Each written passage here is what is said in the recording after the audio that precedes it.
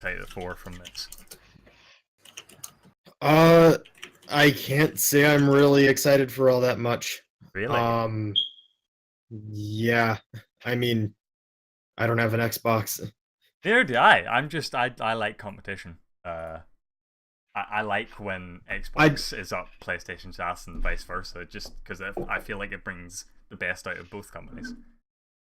see, and I don't think that's an issue anymore. I don't think Xbox can compete with PlayStation because of Play Anywhere. That's an issue anymore. Okay. Don't that is Xbox's biggest issue because they don't have exclusives anymore. The only things that are like truly exclusive to Xbox really at this point is Halo, which a lot of the fan base doesn't even like anymore. Um so like if you want to get me excited, Microsoft will have to like bring the Master Chief Collection to PC and add Reach to it. Okay. Liam, what are you most excited for from this as a person who owns an Xbox? I think the only one out of the four of us who actually owns an Xbox. I don't know if Maggie does. Hooray! Yeah, definitely Halo. I mean, Halo, if it shows up, Halo Wars 2 gives me hope that it's not going to suck. So I really hope it comes in some capacity, be that Halo 6 or the Master Chief Collection on PC. That's what we need. Okay.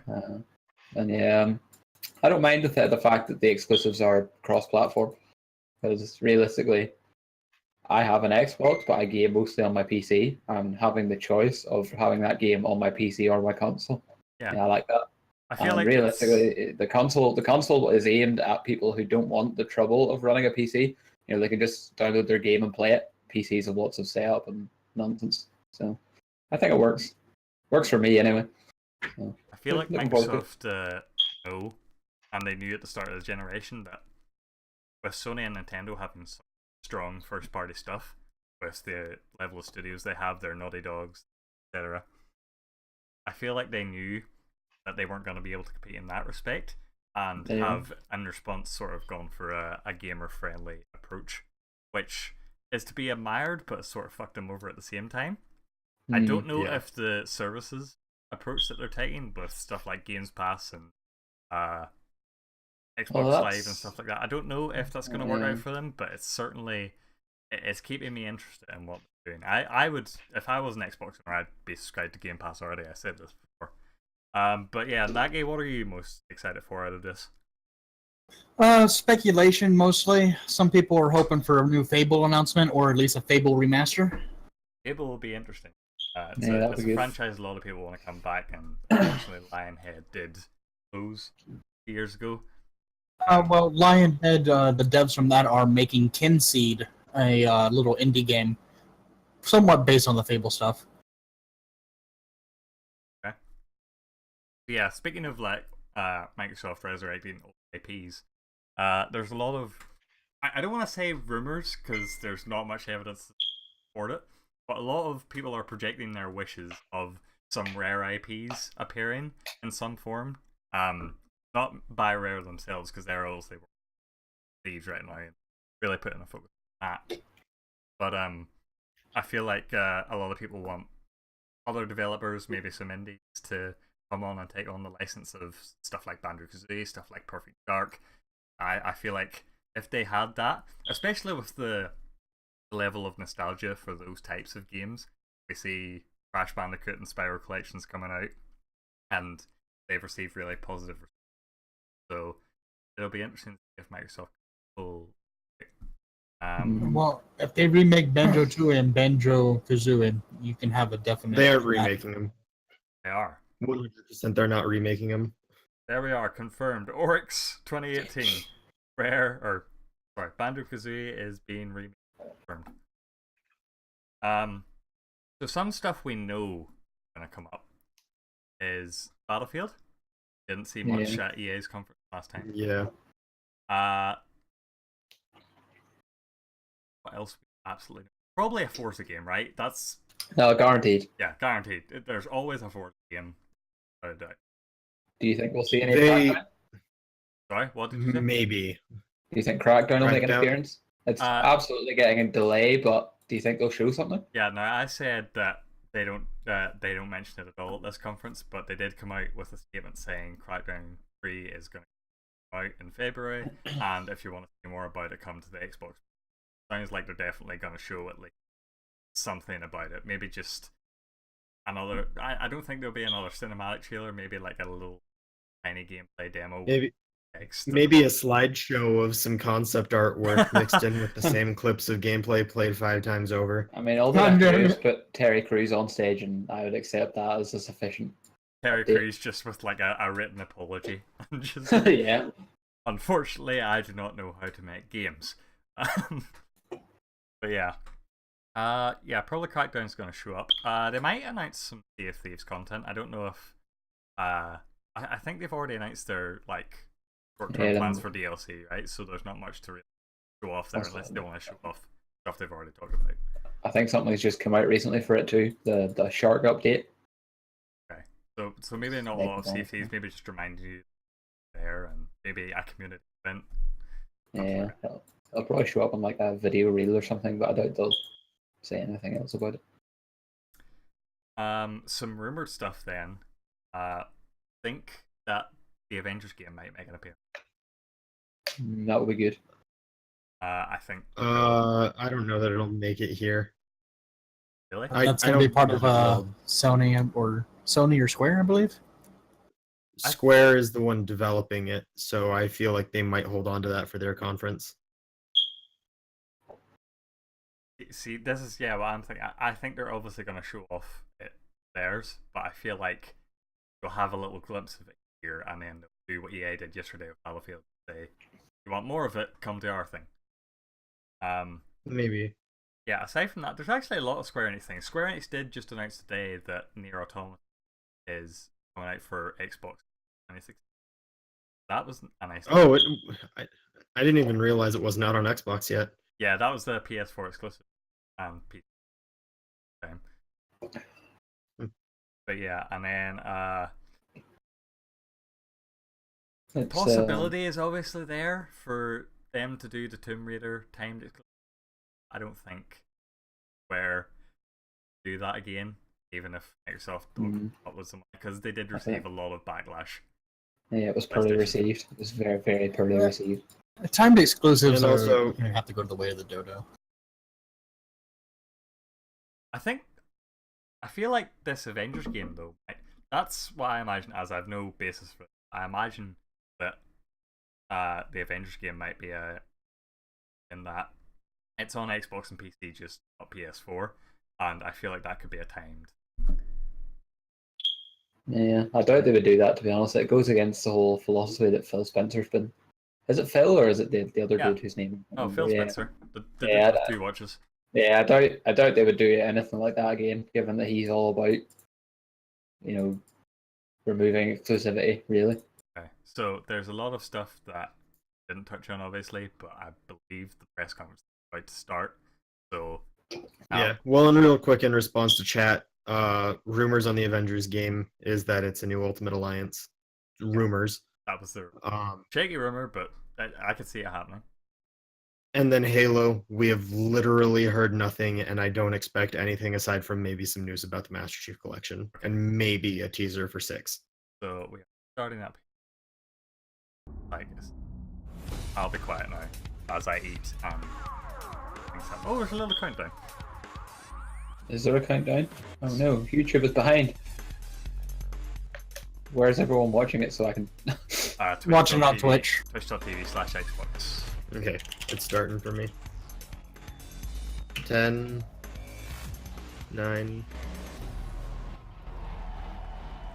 This is the Xbox E3 2018 briefing.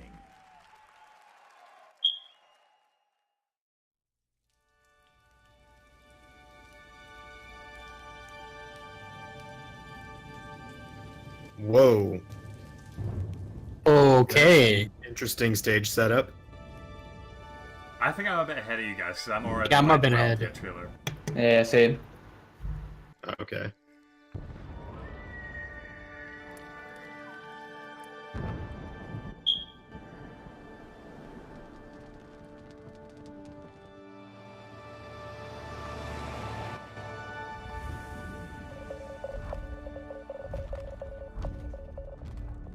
kind of Jurassic Park shit is this?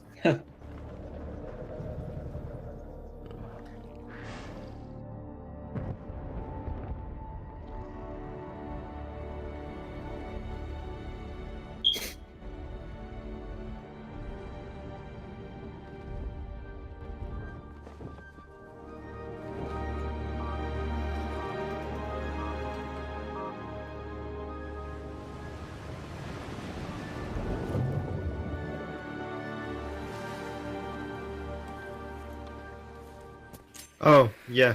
Forgot. You want to do push to talk? That's fine. The alarm going off every now and then is the only thing that bothers me.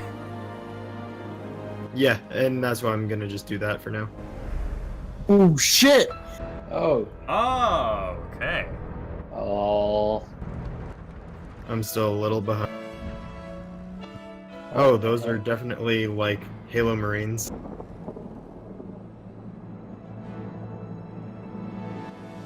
And there's Master Chief. Halo Infinite. Fascinating. I thought that would close it, but strong open, I guess. Yeah, I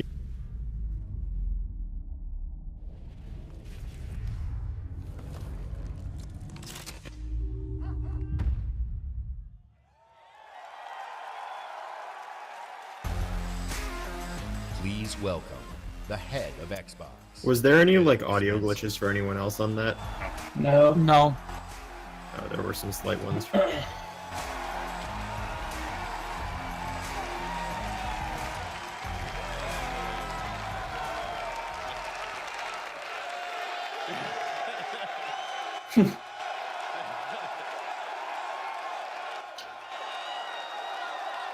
With Halo Infinite, we will join Master Chief on his greatest adventure yet to save humanity.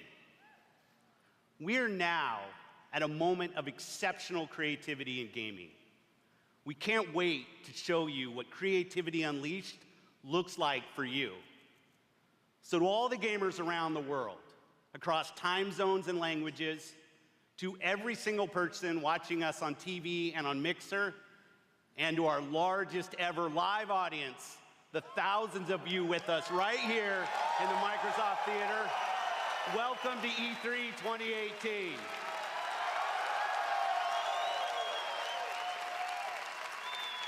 I'd like to personally thank everyone who's joining us from FanFest.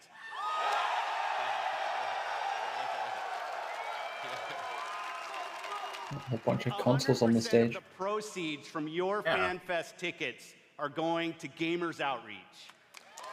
I'm thinking maybe that Thanks to PlayStation you, for Battlefield kids that in was seen children's yesterday hospitals could get be to game with their here. friends in their favorite worlds. It's a great cause. Maybe. That's what I appreciate most about gaming. Gaming brings us together. Gaming connects us. It inspires our truest cooperation. It creates some of our fondest memories of competition and our deepest conversations about the stories within games. Most of all, gaming fosters real community. It reaches across age, ability, race, gender, and geography. This is why I've always believed, and will always believe, that gaming is the great unifier. And what unifies us is our shared love of this art form. Legendary characters who captivate us, not just for 10 hours, but for 10, 20, 30 years. Bold stories. Someone's taking that notes from inspire EA. the hero within us. Iconic worlds that are so richly imagined, we feel excitement in the air and danger on the seas. As gamers, we are at a momentous time where creative vision and cutting-edge technology together are delivering the art form we love. No, we're not in a momentous So, time. That's literally the months, state of the our like teams industry and I all the have traveled the world, meeting Let him developers do from his Japan corporate to Poland, spiel. from the UK to the Ukraine, from big studios to single developers, creators who seize the full power and potential of Xbox One to express their most daring vision for games. Today, we've curated a bold showcase of their best work and ours. 50 games. 18 titles with Wow. exclusivity. And 15 world 18 premieres. titles with exclusivity. That's Some will be interesting, but first-timers I'm on this skeptical. stage, and others will be first-timers on any stage. All are imagined by the industry's greatest talents. All demonstrate what true artisans can create. Mind-blowing art, Either a backtrack immersive or sound effects, it's breathtaking Microsoft's worlds. version of So exclusive, let's which is also on jump PC. in. Yeah. That's probably what it means. Exclusive. Okay, we're starting off.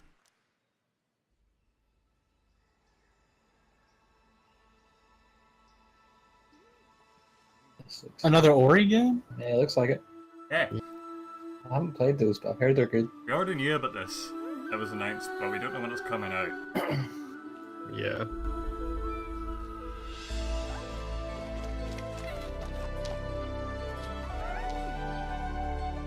I have the first one bought, I just haven't played it, but I really want to. This one's called Will of the Wisps, I believe. Yeah.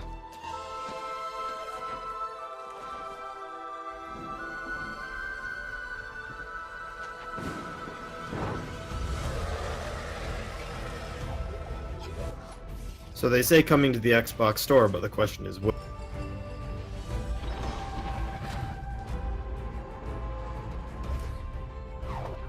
Weird thing is because this was on PS4 as well, or PS3. Was it?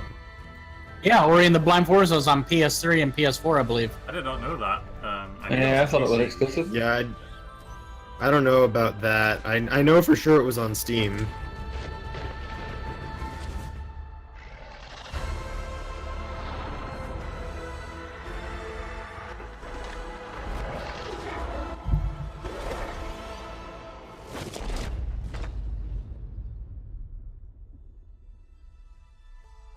It's out today.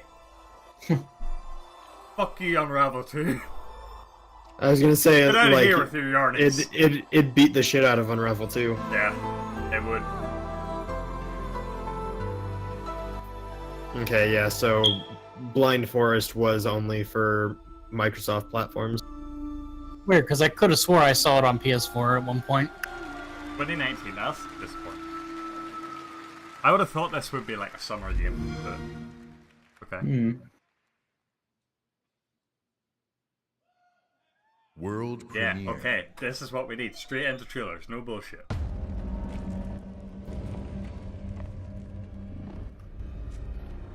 This looks kind of like Tomb Tomb Raider. Raider. It's not. Oh, it's not. Onimusha game? Hey, remember Ghost of Tsushima? Yeah. We have it now.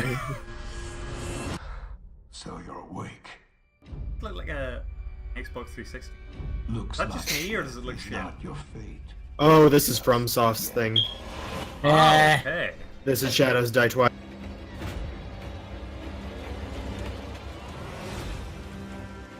Some time has passed since I found you. Your master still lives. They'll soon make use of his bloodline. The Lin you have lost will give way to something more useful. You'll learn to appreciate its worth. Oh shit. That looks neat. Holy mobility in a FromSoft game. Yeah, this is looking like they're trying to up show Neo when it came down to doing My stream is buffering. Ew. There we go.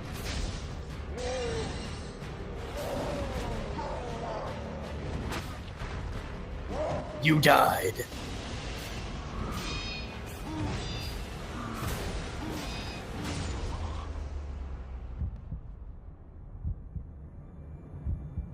Your death won't come easily.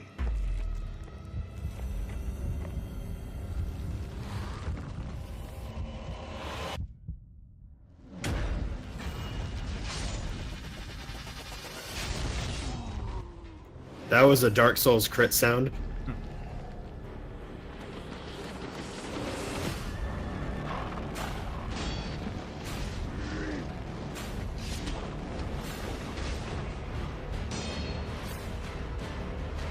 Okay, this kind of has me erect, so Sekiro Shadows Die Twice. Awesome. Holy shit.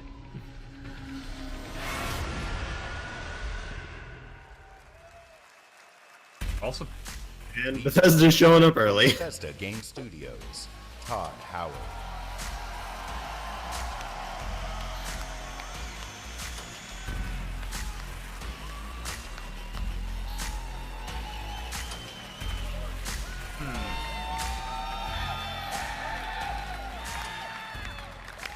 How's everybody doing? Oh, it's great to see everybody again. You know, Maya, actually, that's the all Bethesda Fallout event 76 is. a It's few a Skyrim hours simulator. right after this, across the street. And Phil said to me, I'm having a few friends over. Why don't you stop by?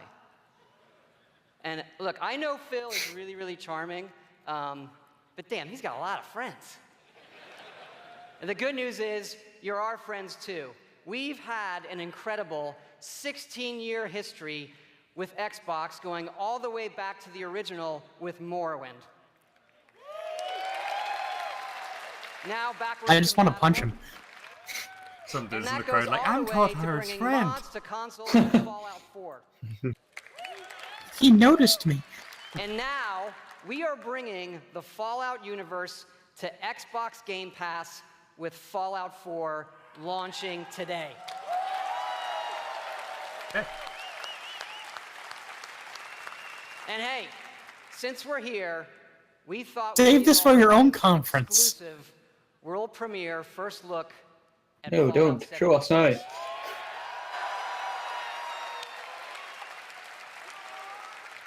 Yes, Fallout 76 is a prequel to all the other games, and it is our biggest one yet.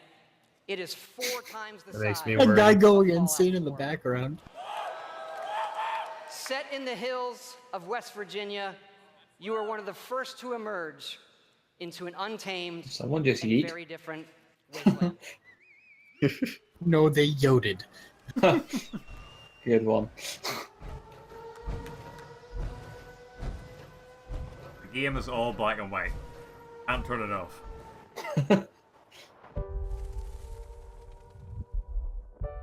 This sounds almost like the Office theme song about to play.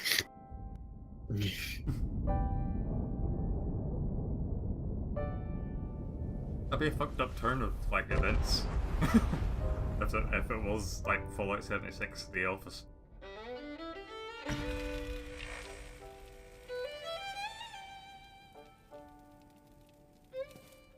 Years after our great nation began, we gathered together to honor the completion of Vault 76. This sprawling underground shelter may have been engineered by Vault Tech, but it was built by you. So that if the bombs do come, our way of life will endure. Such a good song. I know. This is the nicest wasteland I've ever seen. I mean, I'm actually happy about that. That's something I'm happy about with this game, is it doesn't look as dead. I, for one, hated Fallout 3's aesthetic. I didn't like all the brownness. The games have always, like, they could always have benefited from some color.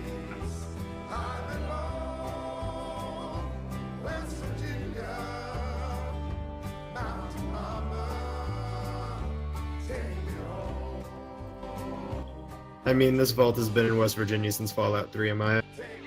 For when the fighting is stopped and the fallout has settled, you must rebuild. Was that a turkey? Was that like a fucked up turkey? Not just walls, It looked like it. buildings, but hearts, Whoa. and minds. Pristine White House. Ultimately, Fucking Vault America Boy in like a itself. university statue. University boy. In Vault 76, our future Okay. begins. That looks pretty cool. Yeah, we still don't know what it is exactly, but it looks. That trailer was neat. Ooh, so we get another world premiere. Just keep them coming. Yep. World premiere. Spirit of my silence, Oh. I can hear you, but I'm afraid to be near you, and I don't know where to begin. Don't nod. I've heard that name. Another Life is Strange. Where to begin. They do that, don't they? Yeah. Yep. Yeah, that looks like it. It's just me, Captain Spirit. That's... In the Life is Strange Cruise universe. to the Flying Fortress. Have you spotted Snowmancer? Not yet. Keep me posted. Chris, breakfast. Okay, Dad. You're drinking beer? I don't need a lecture from my son. I always get picked last for the You team at missed. school, and they never throw the ball to me. They Anyone can't here tell play Life is stories Strange? like you can. No. I have. It's not appealing to me. Start the launch. Too late. Emergency. It reminds me of Macaulay Culkin from the Home Alone movies. That's where this is going to go, isn't it? He's gonna blow his fingers off. This time, you won't get away from me.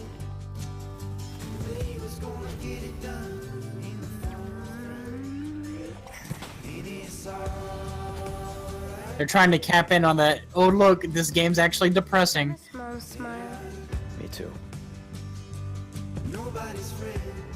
You're probably gonna change the world. I hope so. I know so. Captain Spirit is here! The Awesome Adventures of Captain Spirit. Download for free from June 26th.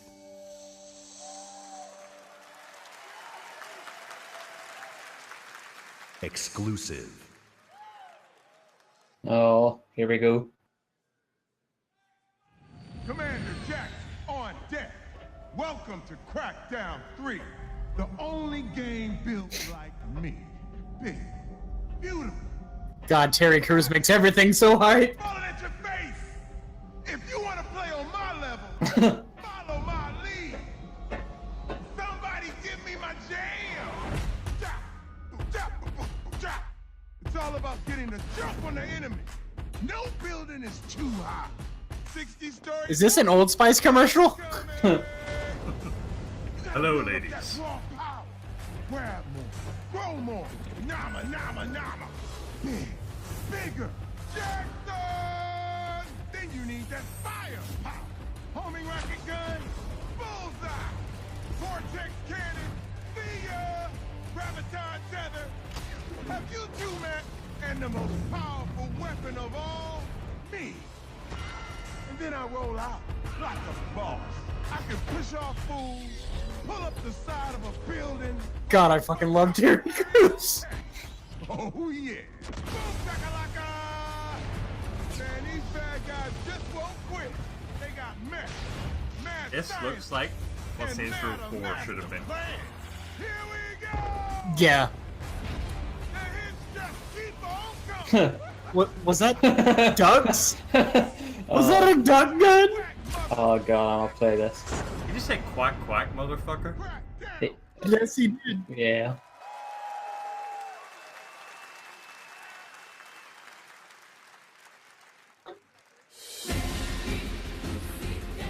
We will take back our world Here. from the scourge of the machines.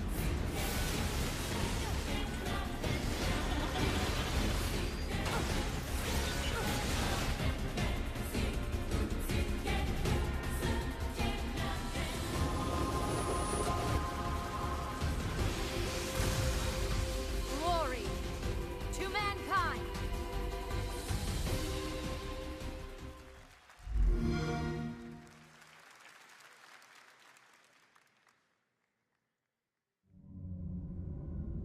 Oh, yes, I forgot about that. And the skies rained missiles, and the ground burned. Another Metro game? And the seas boiled, and people turned into shadows. They announced it last year. So let us not fear the heretics at our door. Even with their iron steeds standing before us, stinking of machine oil and shining its heretical light upon us. Remember, Most of the country has been destroyed or occupied. Even those who speak our language might be enemies, by conviction or out of fear. We will not falter! Let us steel ourselves against... Okay, Rasputin. This is our hour of glory! Amen! Let's move out, Artyom. Fought out Siberia?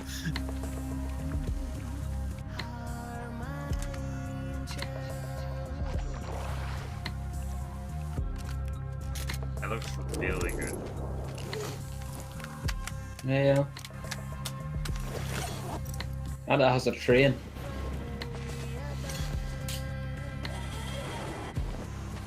Something we can mod Thomas the Tank Engine into. Thomas didn't like apocalyptic They Russia. want blood, they will get it. What accent was that? That was me trying to do the Sir Tough Hat voice, but it completely fucked up because I had pizza in my mouth. What the fuck was that?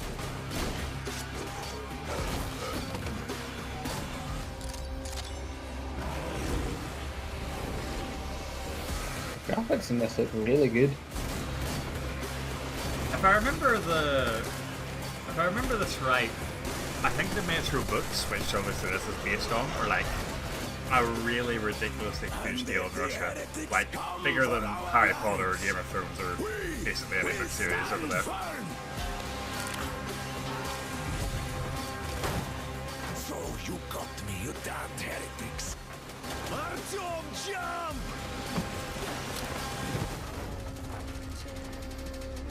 I'll have to play Last Light then. Yeah, the Yeah, Metro that games was just good. completely passed me by. February 22nd. What was that again? Anthem? Yeah, Anthem was February 22nd.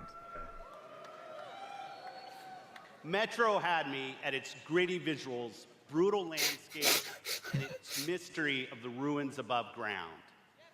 What I love about our art form is the vast range of creative expression, from grim post-apocalyptic battles to hand-painted spirit guardians. Amaya, they are one world these host. creators build, whatever story they tell, whatever sound effects they use, we will work with creators to guarantee that their games look and play best on Xbox One. Could read the book, yeah. Uh-oh. Like this next game, generations have loved role-playing games from Inventive Here we Studios. go. Here we go. Oh, Our wait, next time. game- Fuck Wow. Oh, yes! Kingdom They're Hearts revealing or Kingdom Tomb Hearts Raider? here. Kingdom First Hearts. time ever on Xbox. Oh man. Alright. Kingdom Hearts. I'm a little bit behind you, I think.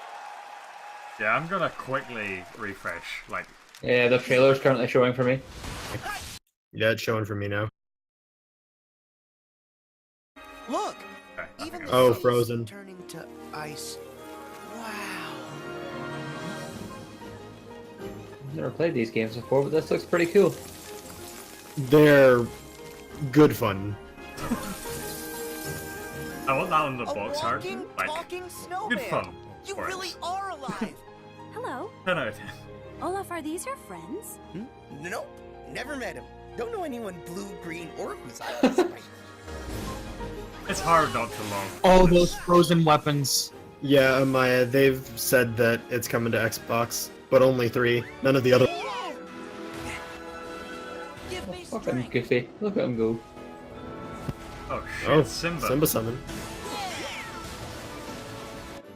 More Monsters Inc. Oh, it's Wreck-It Ralph. Angled I'm dying for. Angled might just tell me this. We've actually known about that since like first trailer. I heard about it, I just hadn't seen it, and that looks cool. Oh, and there's gummy ship missions. Oh yeah, this is looking badass. Look out! Oh, We already That's know that amazing. this state.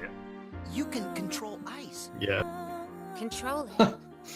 No, all I ever do is hurt people.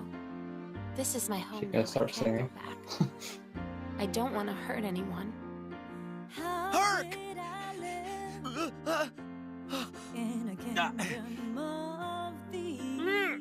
Look out! Is there just voice sound for everyone else and no like game sound? Yeah, there's the Oh, soundtrack yeah. and the Music. voices. Oh, look at her. You're only everything I ever dreamed. Roxas does exist. His heart's inside my heart. The other Twilight Town is just data. So what will Elsa accept? Light or darkness? I know I want to know. Well, good for you, but guess what? I won't let her fall to darkness. It's still hard to believe we live in a universe where a game like this Oh exists. yes.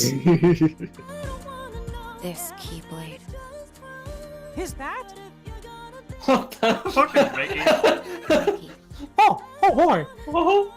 You're too late. Oh shit. Oh, That's like actually a big. There's like really serious anime characters, and then Mickey Mouse is just hanging out there, like.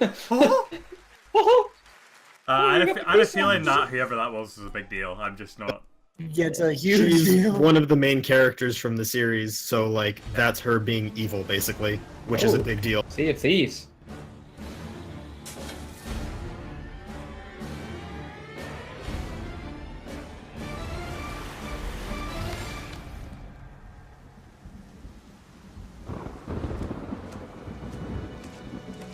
See if these battle royale. I wouldn't put it past them. 100 boats dropped onto an island. Who survives? Cower in the doorway. I actually like meeting new people. Besides, the conversation with my friend here has reached a bit of an impasse. I think he just needs a moment to cool off. Now, I sense that you brought me something to inspect. Show me. Oh.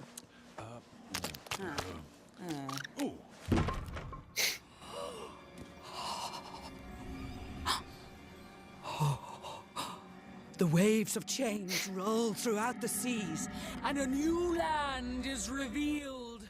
Cthulhu. Forsaken shores.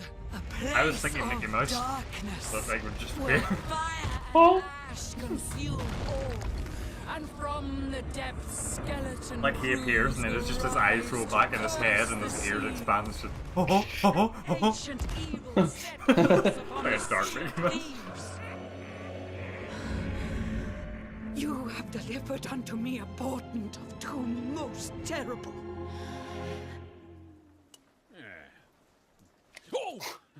You just wanted to know how much it was worth, didn't you? Fine, I'll give you 10 for it.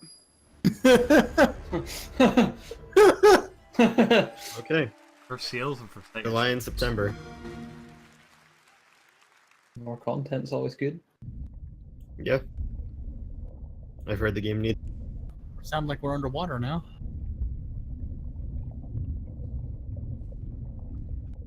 Way to not switch to the screen for that text. Yeah, they seem to be slow on stuff. Battlefield. Yeah. Campaign trailer.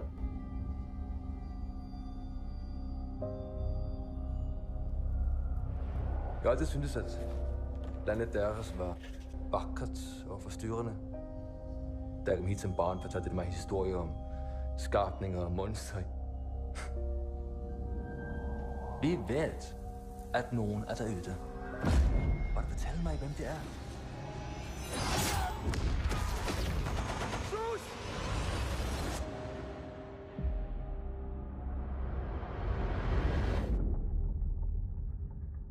That was the kind of trailer I wanted for Battlefield.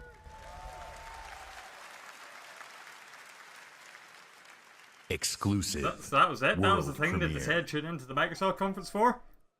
Okay, fuck off then, right? Yeah, here comes Forza or whatever. We really fucking like cars. It's such a good game though. Have you ever played it? What one are we on now? Are we on Motorsport Is or it- Horizon? Horizon? I don't know. I think it's Horizon. All I'm guessing is that they're gonna like compare Yeah. the Xbox to a fine car at some. Yeah, this is Horizon. Do they bring a car on stage, yes or no? Yes. With all those PCs there. Yeah. That's what they PCs do. are a Crash car. into it. They just take the car and crash it into the Xbox and says, "Don't worry, we can replace them." But yeah, the Forza games are really good. The main line of games is great if you love really simulation heavy games, but these are good for the arcadey side. Yeah. Like they're actually a ridiculous amount of fun, especially if you have people to play it with online. So Especially these are now like first speed / initial D games. Yeah, like, I don't like these the modern games because they're like Fast and Furious movies where you're not racing, you're like escaping a heist or whatever. Yeah. Have you ever played the Dirt games? Yeah, they're good. Yeah. Dude. That shit's crazy. The only thing that Forza misses, that for me anyway, is realistic destruction of vehicles. Forza Battle Royale? I didn't say that in my prediction.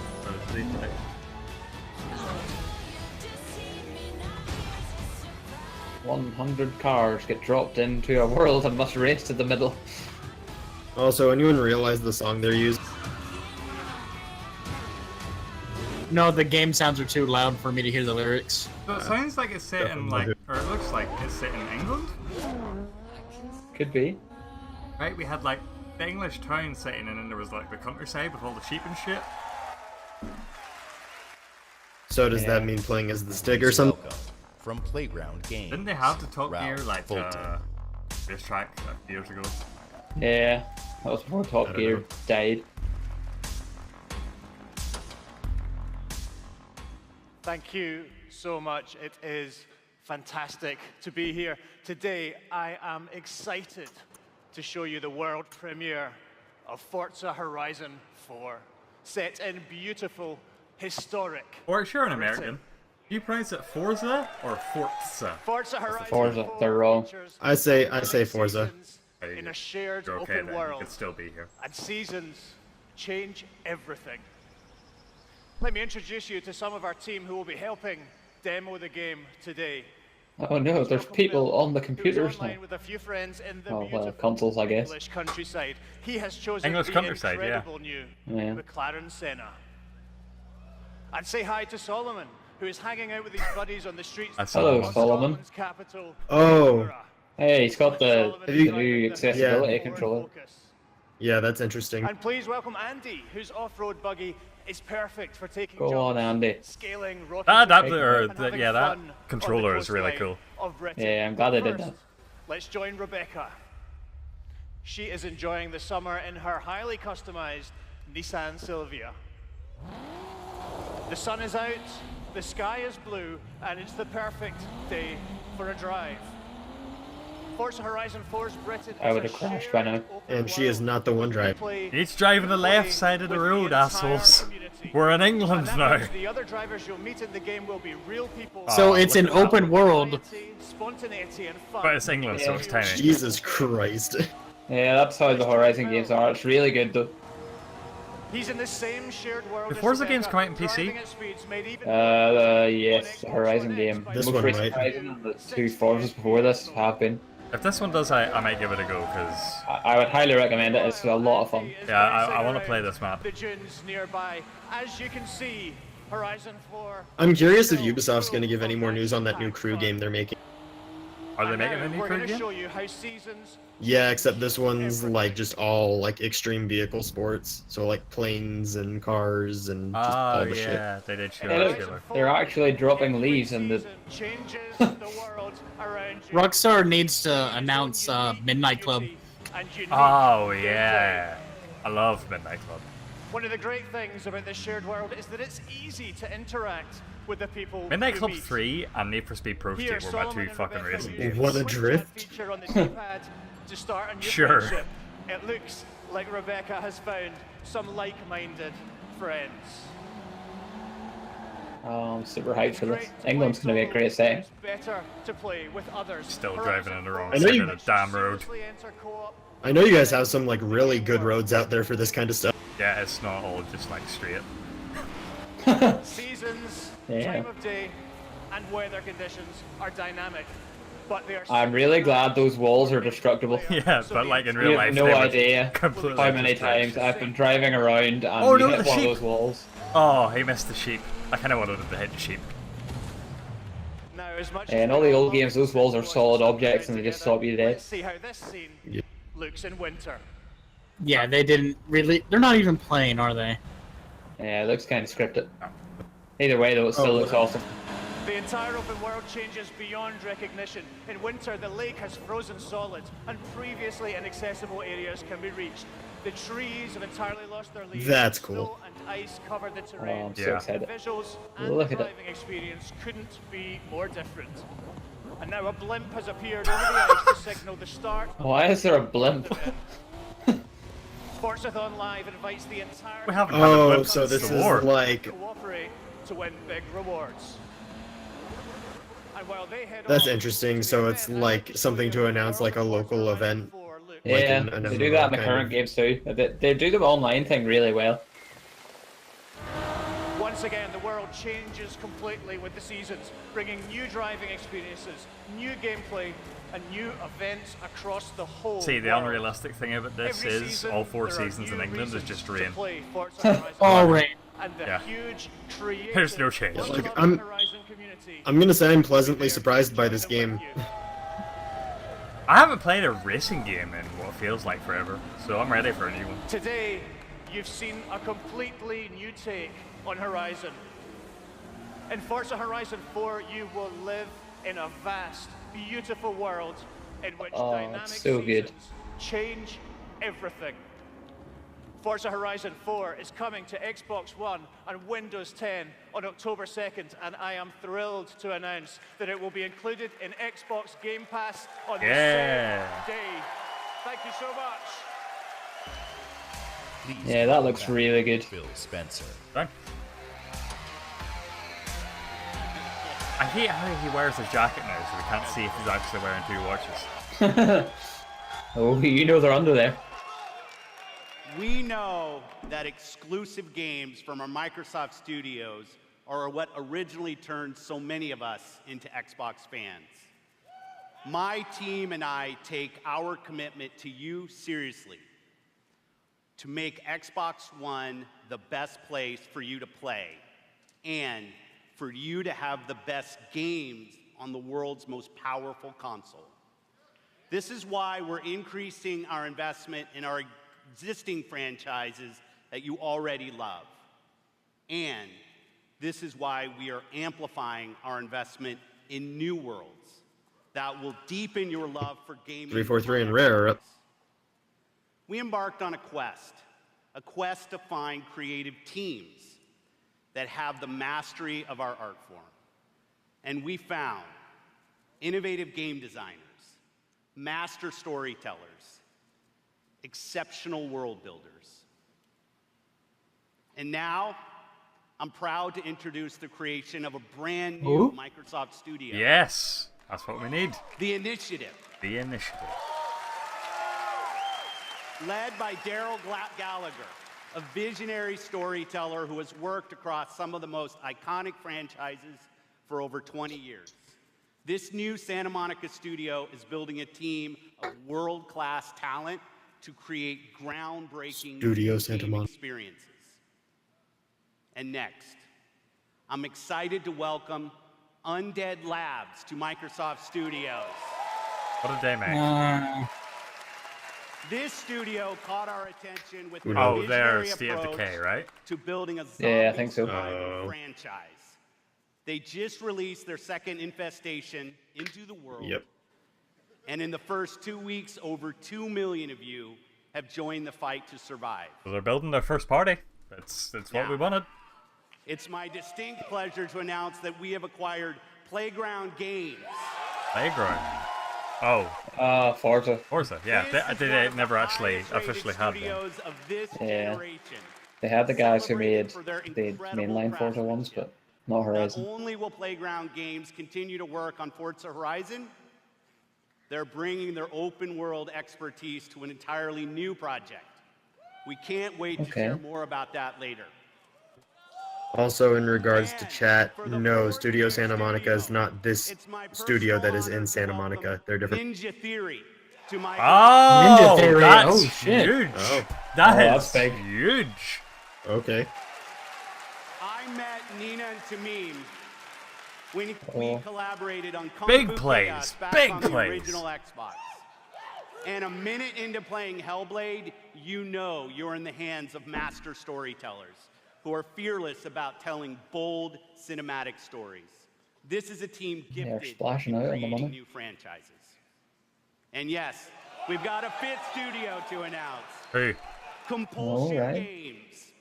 2 years ago, we premiered Oh, okay, a game yeah, okay. we couldn't get out of our heads. What have they made? They made Uh, fuck that We game Happy that we didn't Few? like. Yeah, that one that nobody liked, but yeah. Oh, okay. We Happy Few is nearing its Holy full shit. release to gamers everywhere. So please help me in welcoming all of our new studios. Well, I'll shit. applaud that. I'll applaud that. That's a damn good thing. By But joining 5 new us at studios. Microsoft Studios, these 5 new Yeah, teams that's a strong little showing. resources, the platform, Little showing and fucking creative Oryx over independence here with the to shade. take bigger risks, create even bolder worlds for you. Truth is the enemy of happiness. Oh yeah, We Happy Few trailer. Isn't that the decision we all made? Oh. But you know the truth, don't you? There's no alcoholics in Ireland. There's not a thing I can tell I was you so that excited you for this already game, but know. it was awful. Is that But I just wanted to Have be you a had single your player joy? story game. people in town Yeah. are getting a tad bit skinny. I think they're starving to death. And they're painting the streets in rainbows. Have you not- Ollie, Why are you all wearing those ridiculous new masks? you should get one.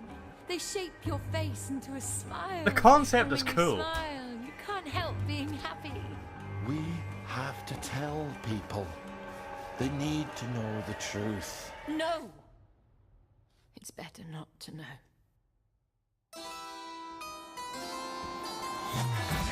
Wakey, wakey, everybody. And it's another fabulous day in Wellington. God, I want to like this game. Oh yeah. Arthur, we're practically the only two people in this entire city not stoned out of our minds on joy.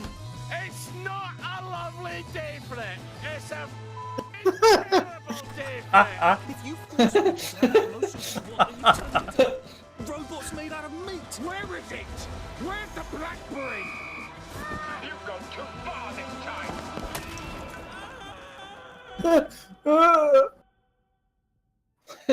People won't face facts.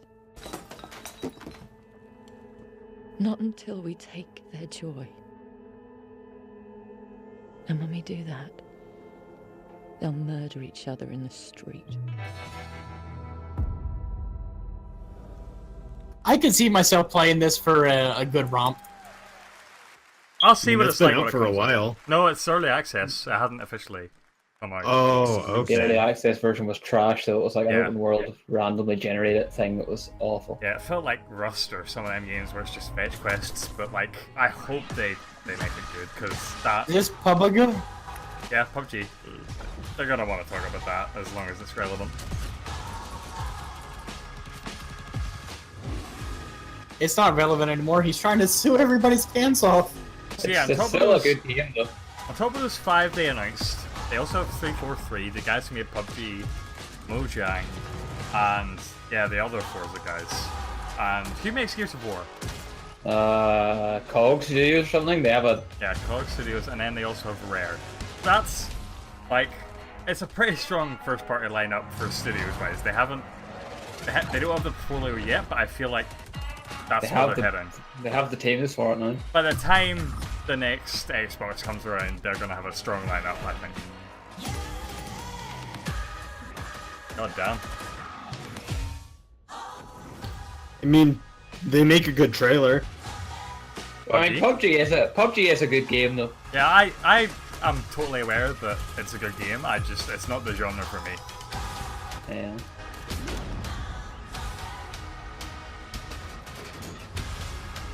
Riot Shield. Ooh. Though I don't think it's as good of a game as the developer wants to make it out to be. I mean, it's pretty well rounded at this point. It's pretty polished, and the gameplay is. If I was Brennan Green, I'd be pretty pissed as well. I don't know if I'd go around suing everyone, but I'd be pretty damn pissed. Well, like, the way I see it is, it's not a good enough game to sue the studio that makes their engine. Yeah. World premiere. World premiere, yeah, keep them coming. Uh-oh. Tales of Vesperia, holy shit! Well done. Ah, yes! What the hell? This is some weeb shit, and I'm down. This originally came out on the Xbox. Tell me the game looks like this. No, it doesn't. Definitive edition. Okay. This So is the like a thing is- relatively like classic game at this point. The thing is, PS3 version came out in Japan only. That had a whole bunch of extra content, while the first part came out on Xbox. One of the Xbox is earlier, and it never came for the West.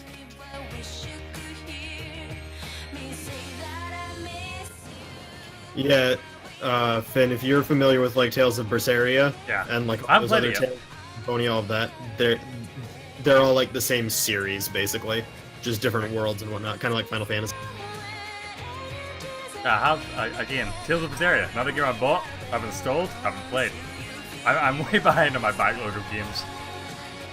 This is my favorite one too, aside from Abyss. Do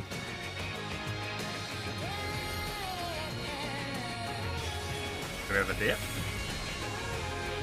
This winter, that's all I can say. I'm hyped for. If it comes to the PC as well, I will shit myself. Probably. World premiere. Another one. If DJ Khaled shows up, it's all over. This is The Division. City on Earth. Looks like it. Yeah, because it got leaked. Well, not leaked, but it was on a poster that it was in 550 Washington. elected officials and 23,000 military personnel. In the event of an attack, critical personnel are evacuated, underground shelters open, while complex defense systems patrol the sky. But nothing stopped the virus. 27 days after patient zero, Washington fell. It began with riots on K Street, then shootings in the National Mall. Troops withdrew to bunkers. Civilians were left in the streets. America is on the brink of collapse, but some people have survived. Gardens grow on rooftops, their fences patrolled with rifles, in communities that live under constant siege. Survival has taken the form of urban warfare. Centuries ago, on this very soil, brother fought brother, spilling blood to forge the United States.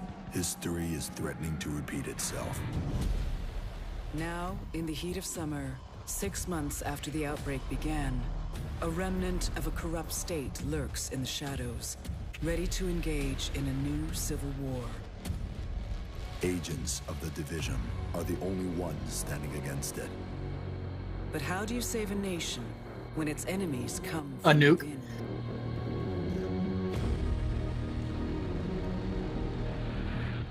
That was a pretty neat trailer. But gameplay. Yeah. Oh. Probably a bit Ubisoft.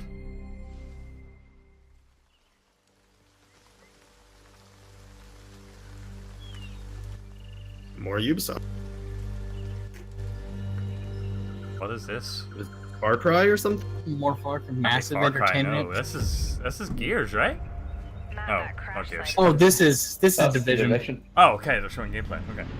Whew, got ahead of myself. This is in progress gameplay though, so. Duke, Kit, did you guys hear that? Yeah. Closer this time. Would have thought this game would be further Here's along. the paid actor. Oh, are they doing? Oh no. Yeah.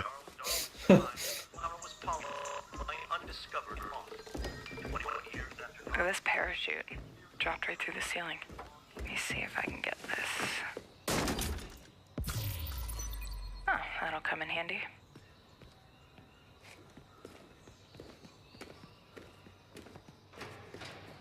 So you guys are coming or what?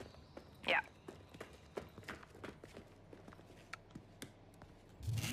So far, it's not entirely as cringe Merry as Christmas. some previous ones.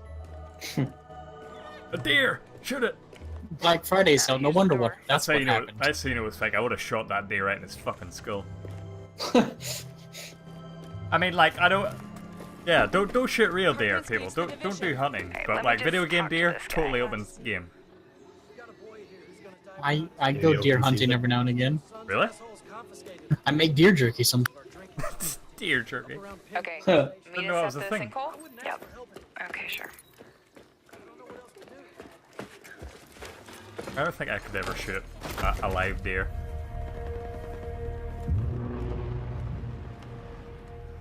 Wow. Okay. Definitely from the capital. You should have That little bumblebee. on the map. Yeah, we're not Shoot that it. far. Be there in the live game Sounds good. because Ubisoft down. They're just ahead of us, Matt. Bees will be extinct in the Ubisoft universe. Hey, I see you. I'll be up in a sec. Kit, we gotta get you leveled up. That wave I though. know. Please help. I've been. That fake team communication though. Sign up for the beta today. Okay. Hey, you guys should really check this out. Almost there. So that's the control point. Is that Air Force One? Just I want one Crap, they fucking one of these Yep, where I they see do 'em. like Don't aggro him yet. a realistic interpretation of these. Where My like crossbow and chem launcher. one microphone is like having connection issues and the other is playing like DJ Testo through the microphone and it's just terrible. Then one guy's yelling at like being catbutt. Matt, can you flank them? And Yeah, get one guy's yelling like racist shit through the mic. One guy's a 12-year-old kid shouting your mom. I know what the one guy saying, God dang it! You're doing it wrong. You gotta go over there. They think that would be a bad idea, but it'd be fucking it would grab headlines for the fucking game. People The would watch game- that trailer for a comedy. grenade man. prediction thing. You sort of caught it there. What were you saying? Oryx? Oh, I was saying the live game won't have that like grenade prediction trial that they right. just had.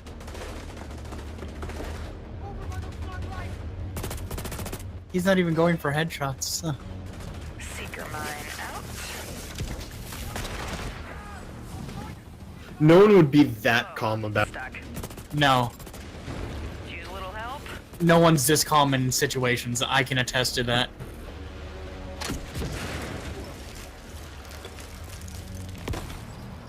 Thanks, Matt. Oh, there's a dude To rushing be fair through the though, plane. this is like an ideal version of what you think multiplayer games will be like. Like you think you'll all be coordinated and like, yeah guys, we're gonna fucking do this. Never pans out No. that way. It's everyone just screaming. Yeah, and then you go play Overwatch and. Come on. They go play Skyrim for 5 hours on stream by themselves. Point. Oh crap, Matt, watch out. Setting my drone. Thank you for the revive, Meg. He had a slightly crappier mic quality. I've got this guy behind the tank. Matt with the hive knife. Alright, just lay it on him. Again? Good job, Matt, with the hive. Ah, there goes his armor. Ah, you're on your own. Keep going. Good job. I do like seeing that, like enemies that are juggernauts where you can actually destroy their armor, so it makes sense that you killed them. Yeah. Yeah. Guys wanna check out the plane? Let's go. I really love the UI in this game. How it overlays with the world. Yeah, it looks very clean. Looks like a rough landing. And then you go play Division 1 and you're like, oh yeah, that's right, they didn't actually have that. Yeah. I still own the Division. Have you played it? I played a little bit of it. Like it? I mean, I kind of sort of liked it, but the issue is I had nobody to play with. Yeah. So, game plan. Take the capital back. I think we're ready. 3, 2, 1, go, go, go, go, go! And someone gets shot in the head because there's someone who's a really good sniper on the enemy team. Yeah. Thunk. 15th of March. I feel like we knew that already, but I'm not entirely sure on that. Please welcome the head of engineering, Xbox Game Pass, Ashley Spiker. That's a good name.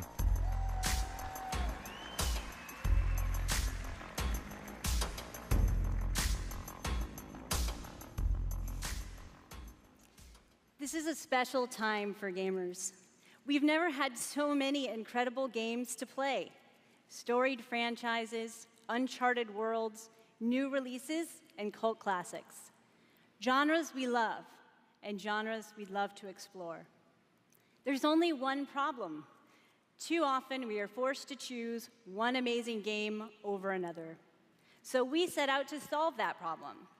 And to answer the question, what if you didn't have to choose? What if you could play them all? The answer? Xbox Game Pass. What if you could play Civ A way to 5 give over and over gamers again and the ignore every ultimate new game that freedom comes out? to play. And your Hooray. response has blown us away. Not only are you playing more games, you are spending more time gaming.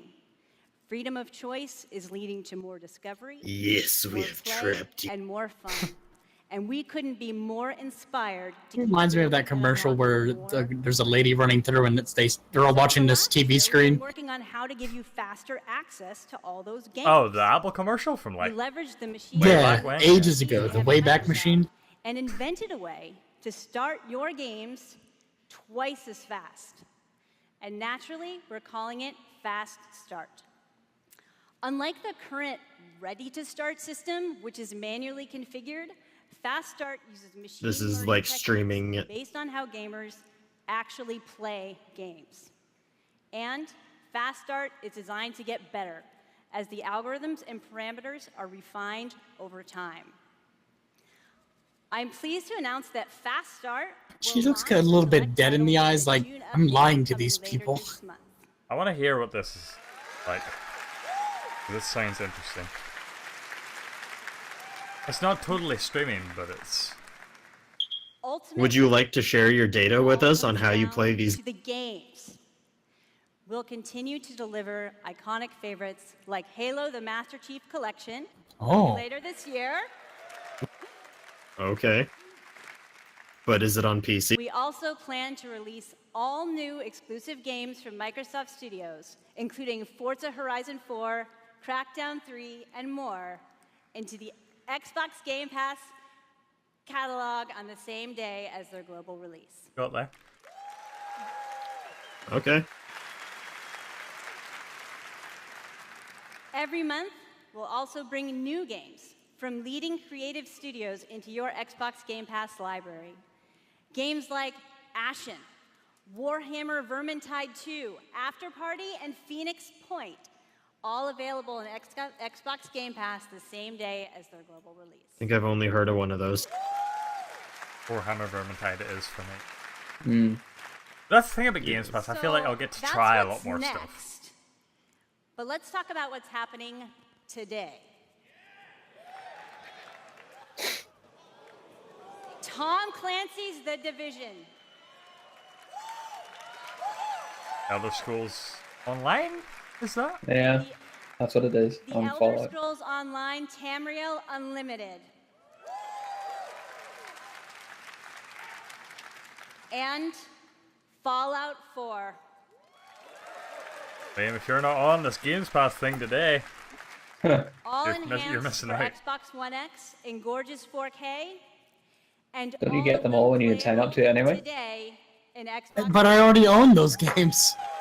I mean, like, you should just, like, get it, just to have it. One thing I wondered is, do you get DLC All of the or just the core game? working with I us think you get the base game. freedom of choice to gamers around the world with Xbox. I don't have an Xbox though. Thanks, everyone.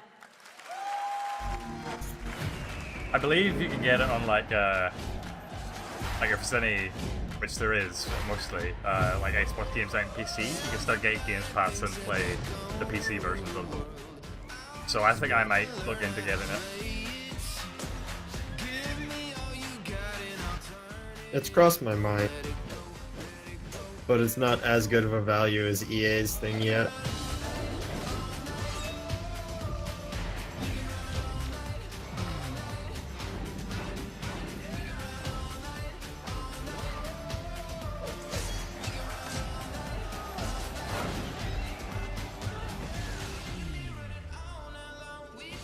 I don't know what that game was, but it looked pretty cool.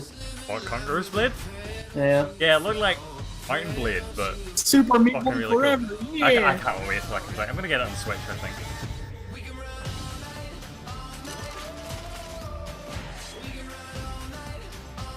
That Sable game, I saw like gifs of it Yeah. on Twitter. It looks super neat. It's an interesting art style. Yeah. Ooh, the Children of Morta though. So yeah, it looks like this scissor reel is replacing the usual like Xbox indie scissor reel, but like Oh, they're showing yes! it again. So Generation Zero, that new one. you just Oh, got it. Dead Cells is an amazing game. I love it. Isn't it still early access? It's about to get its full release. The next patch is going to be its release patch. Did they honestly list Vermintide as an indie game? Is it? I guess it is. Last of Us 2? This is Tomb Raider. Yep. Another Yeah. Tomb Raider. Why would the fuck it be The Last of Us 2? I don't know. I'm just exhausted right now. Further away than ever. I still have so many questions. Square Enix isn't the only people that make good.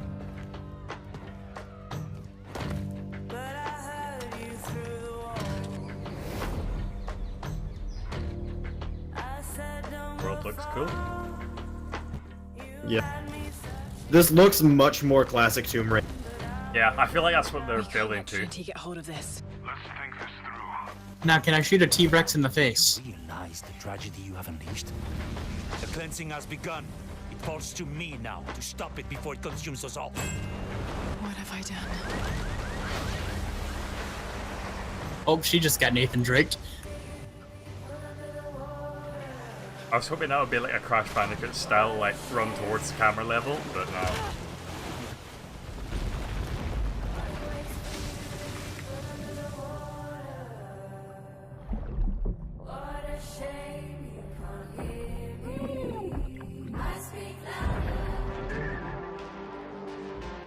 Pre-order the Croft edition for early access. I know that it's not practical. Metal Gear Solid style stealth. I like.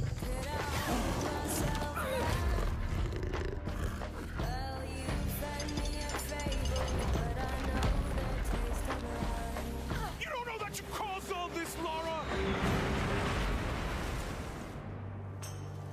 You need to trust me. We have to trust each other.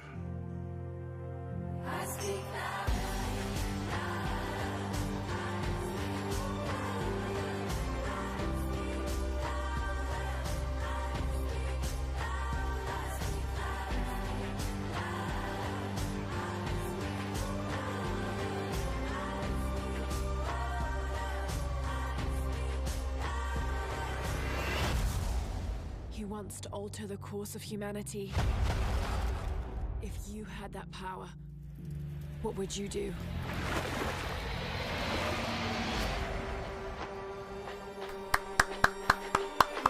Can't wait to play that game. Become the Tomb Raider. Interesting.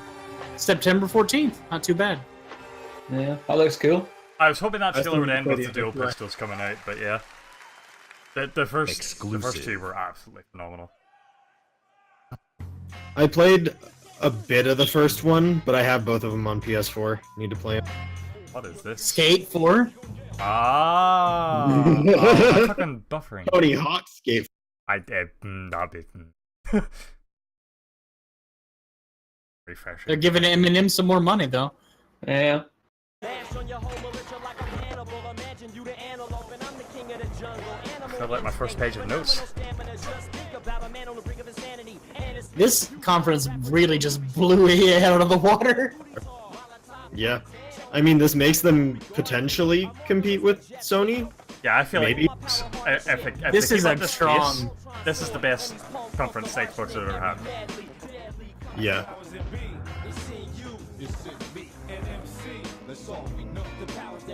If Tony Hawk Oh, it's shows up, called I'm gonna lose my Succession. shit. Oh, it's just called Session. Oh, what?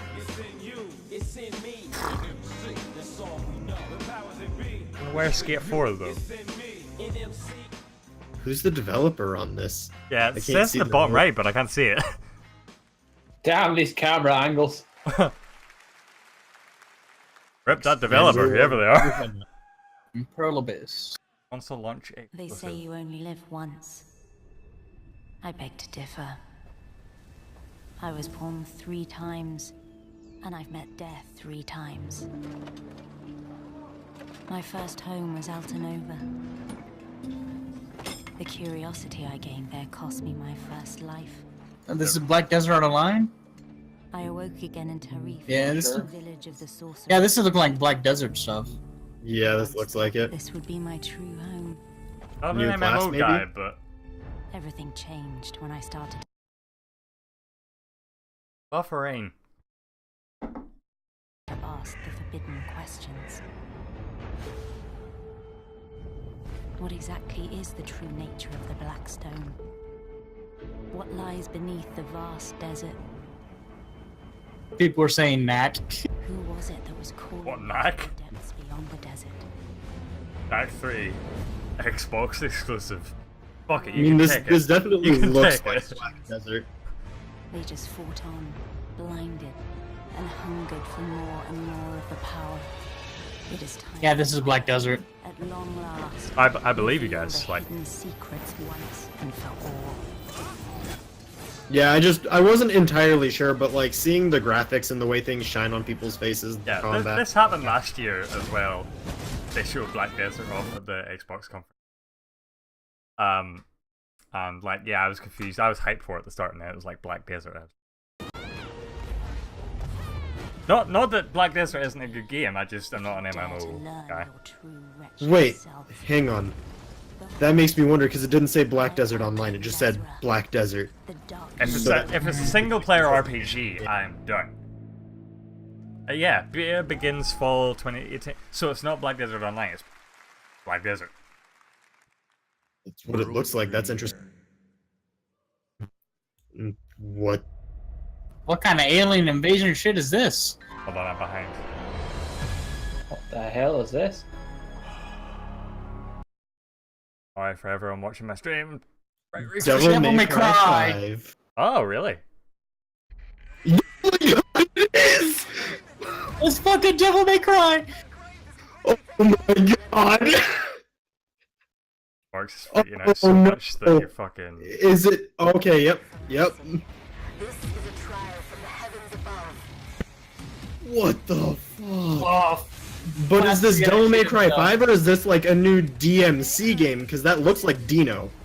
That looks like Dino. That's Dino. Oh god. yeah, that looks like, you know. Oryx is having a meltdown right now for those of you at home. Oh no, like this is very mixed feelings because DMC is very loved, or well, Devil May Cry is very loved. DMC is very hated, and that's DMC's Dante Dino. Does anyone else's stream like being an asshole right now? Because mine is. No, mine's fine. No. Okay. Okay. Oh man, He this has a is gonna be mechanical real arm now too. controversial. Shit. You're up, crew cut. You taking notes? I mean, at least he's not as much of a little edgelord as he was in the first DMC. He still looks pretty edgy. But it's not like the grungy like coat with the Union Jack and shit on it, and all that.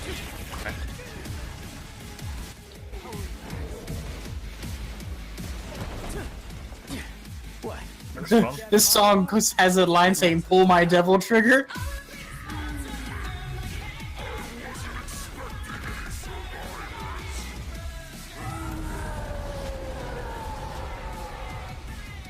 I'm gonna stay quiet for this as trailer because it's the big one.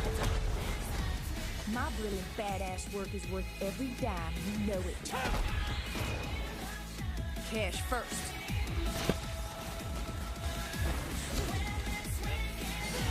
Devil May Cry 5. They're definitely ahead of me though. Oh, never mind. That's Dante. Oh shit. Oh hell yeah! So does that mean that was Nero or something? May have been Nero.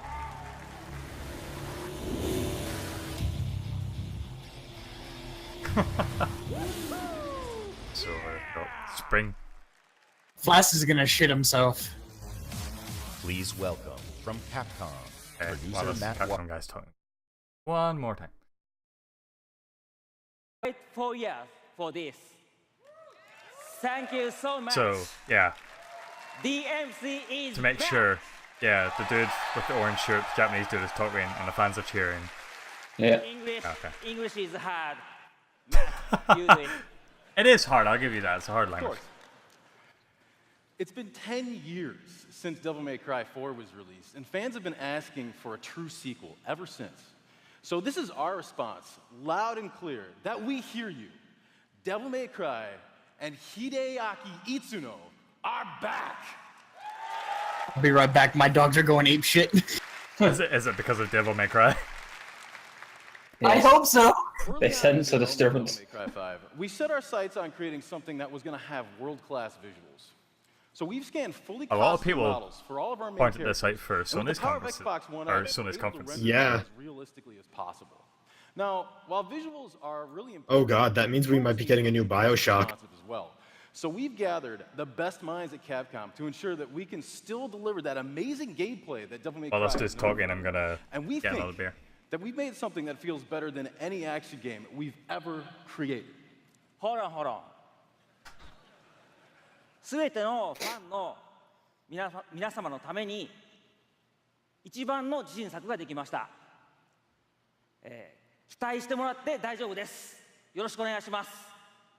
Itsuno-san says that he is convinced that this is the best game that he's ever made because we made it for you, our fans. And we hope you look forward to seeing more. Have a great E3! Damn. Exclusive. So yeah, that's got to be Nero then, because Virgil's dead.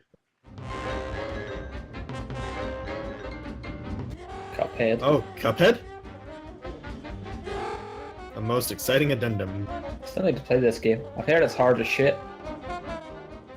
I haven't beaten it, but I have played it. It's a solid game in my... Yeah. The art style is so great.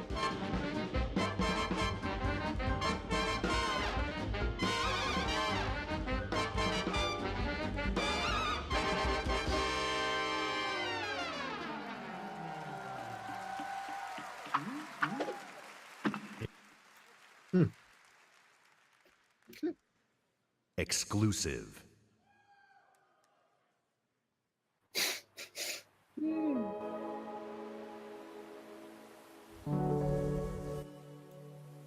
Is that the Crytek logo? I can't remember what their logo looks like. I don't think so. Okay. This does not look like a Crytek game. Yeah. Yeah.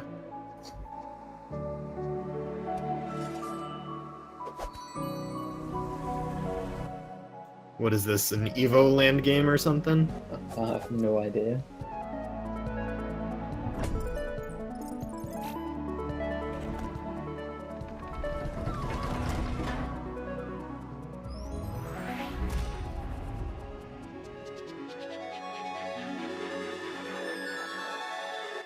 I like the music. Yeah, it's pretty good. I don't recognize this game though. Must be new. Or just I've never played it. Who knows?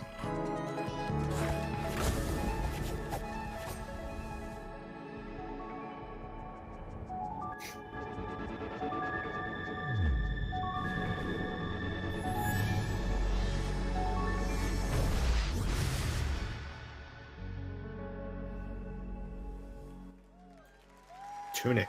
Oh, okay. That tiny fox in a big world is a prime example of the reach of gaming today. A labor of love conceived and created by a single developer in Halifax, Nova Scotia is today commanding gaming's largest stage. Whether you're sharing the adventure of a tiny fox with more than 20 million viewers on Mixer, or teaming up It looks with very Xbox like classic Live Zelda. friends That makes to me happy. slay zombies, Yeah. gaming is an incredible community. We've always believed that building community is vital for gaming. He's not wrapping up, is he? There's real power in our shared What did I miss? experience. A Sharing game the called same Tunic. world, the same Yeah, season, it looks interesting. It looks very like campaign. classic Zelda, but like isometric and 3D. there's real meaning in sharing our What did I love of miss? gaming with fellow gamers. A game called Tunic. A little apparently. game called Tunic. Reason why we love premiering games here at E3. So I told Flask about DMC5. Yeah, I told him. He replied with the crash gift. World premiere games no one has seen before. Wait, a game no one's seen before? Oh boy. Starting off with something entirely new from our friends at Bandai Namco. Namco. Oh god. And their creative team showed me a sneak peek at their next game. Now, you get to see the first look. Namco, what you doing? There are worlds that exist separate from Whoa. our own. This art style. Namco aesthetic. Oh, it's One Piece World Seeker. Consist of both good Oh. and evil. These worlds. Wait, this is in Dragon Ball as well. Oh god, it's a J Star versus thing. Now they have begun to merge as one. And God, that Anime Naruto versus hair. Anime Infinite. heroes we could only imagine. In America. To fight This for our shit's survival. crazy. You thought Dragon Ball Fighters was cool. Eat this shit. It almost looks like they're in the MVCI engine as well. No. This is like Japanese Avengers. I mean, they've had these games before. Yeah, but this looks dope. It was like J Star's Victory versus. Yeah, I saw the most recent one, I think. But yeah, this looks like really good compared to that. The most ambitious crossover in history?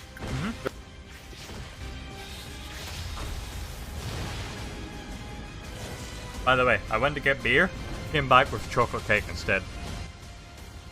That works. Living your best life. Jump Force. Jump It would be Force. George Jump Force. Oh, shit. Oh. Oh What the god. hell? That was some Yagami Light and Ryuk. Holy shit. Question is it actually a fighting game? Or is it just another one of their like little 3D arena Well, like, fighters? how does Light not win if he just writes the fucking shit in the note? They all just die. That's it. Yeah. It's been 15 years since the fall. The city Oh. is a corpse. Is this Days Gone or something? Or... No, it can't be. That's We PS4. burrow in it. Oh, it is It's exclusive. Nolan North, For at every least. useful piece I of think. land. To preserve ourselves Yeah, it sounds like. from the terrors of the night and the horrors of the day. Oh, Dying Light. I recognize those UV light. Who dares to steal food will be hanged, and their bodies will be exposed.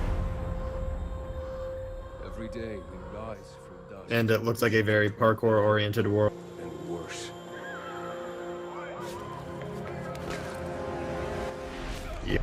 Oh shit, that grape sound.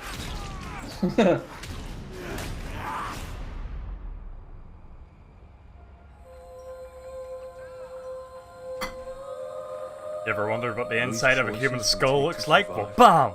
We create the world. Now you know.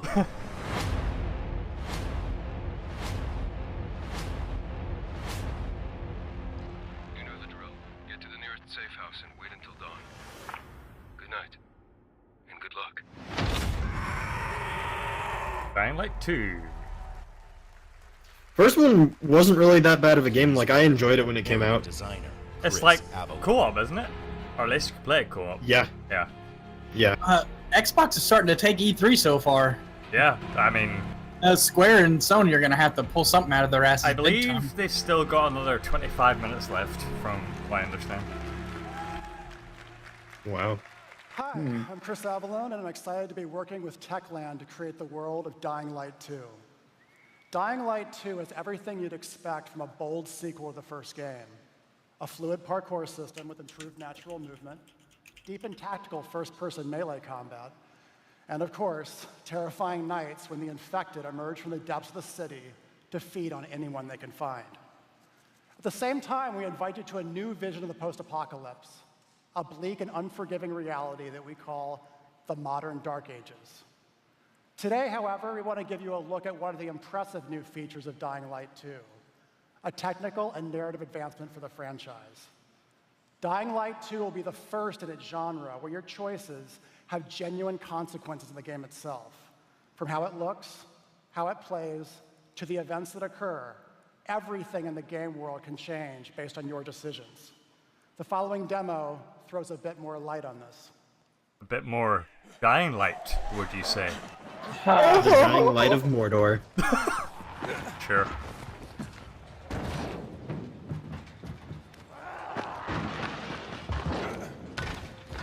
Mirror's Edge is looking pretty grungy.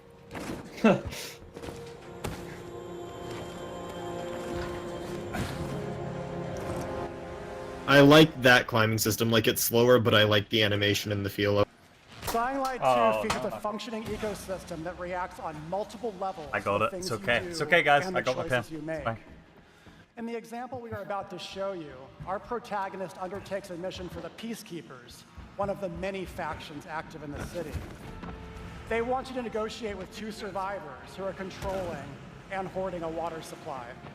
You going to insult us with another final offer?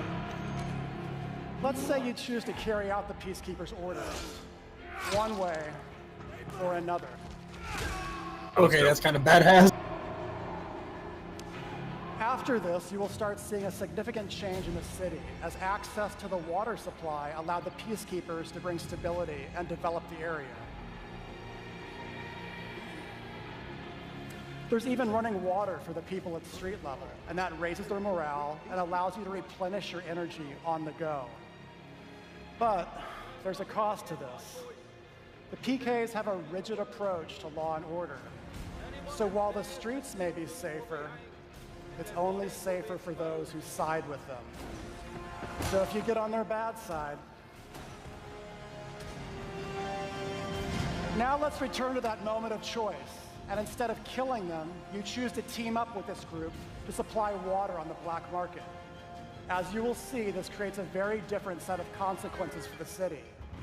With water being a precious currency, it brings you access to new resources and trade, but this in turn attracts the worst type of people to the area. Oops. And this is just a single decision, one out of hundreds you will have to make. But it allows you to carve out your own world. Each player's game experience will be unique. I don't believe that. And by the way, These choices look very binary. day. At night, well, things tend to get a lot darker. Yeah, but a bunch of branching binary decisions can be impactful. That also works. It's a lot of mess that could lead to a lot of spaghetti code and writing. World premiere. All I'm saying is that they pulled it off good. It's gonna be worthwhile. A lot of time has passed. You've gotten soft, complacent. Deadpool? You always knew this day would come. First Deadpool game was good. You always knew the three of you would be needed. The three? Oh, is this the... You always... Wait. What? Battletoads? Definitely not the Avengers game that I thought it was. Oh, okay. Battletoads. Okay. I'm okay with that. I was about Now I to can say- actually call GameStop and ask if they have Battletoads. I was about to say the Avengers game. A brand new game featuring body morphing genre mashups, 3-player couch co-op, 4K hand-drawn 2.5D graphics, and broad, non-specific feature declarations. There.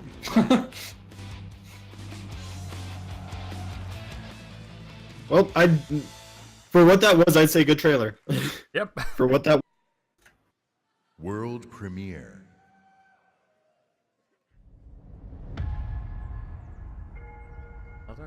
I was born to fight wars that no army could win. AC Odyssey.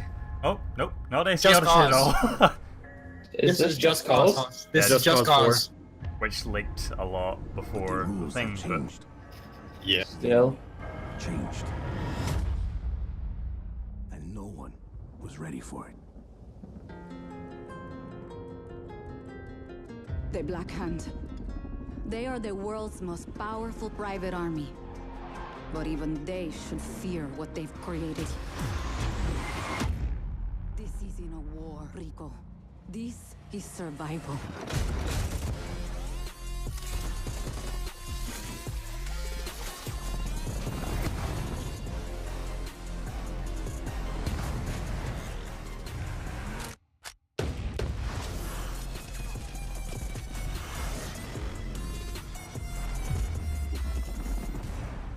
Does that happen a lot?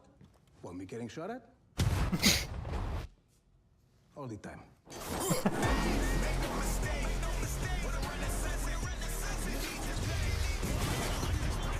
The Just Cause games are. I don't really play them for the story. I just play them to blow shit up. Yeah, I mean, it's that's all what fun. everyone plays them for, right? The tornado looks like a nice little addition. Oh, is he gonna? Gonna be in one spot the whole game though. I mean, like, Shadow the Hedgehog did it first. You could run onto tornadoes in that game. Like, all I'm saying. All I'm saying.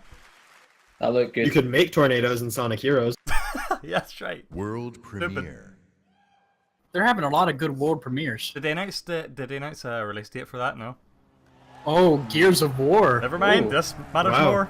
Gears and Halo in the same conference. Oh, Yeah. Oh, it's No, quad not a finals. oh God. What the hell?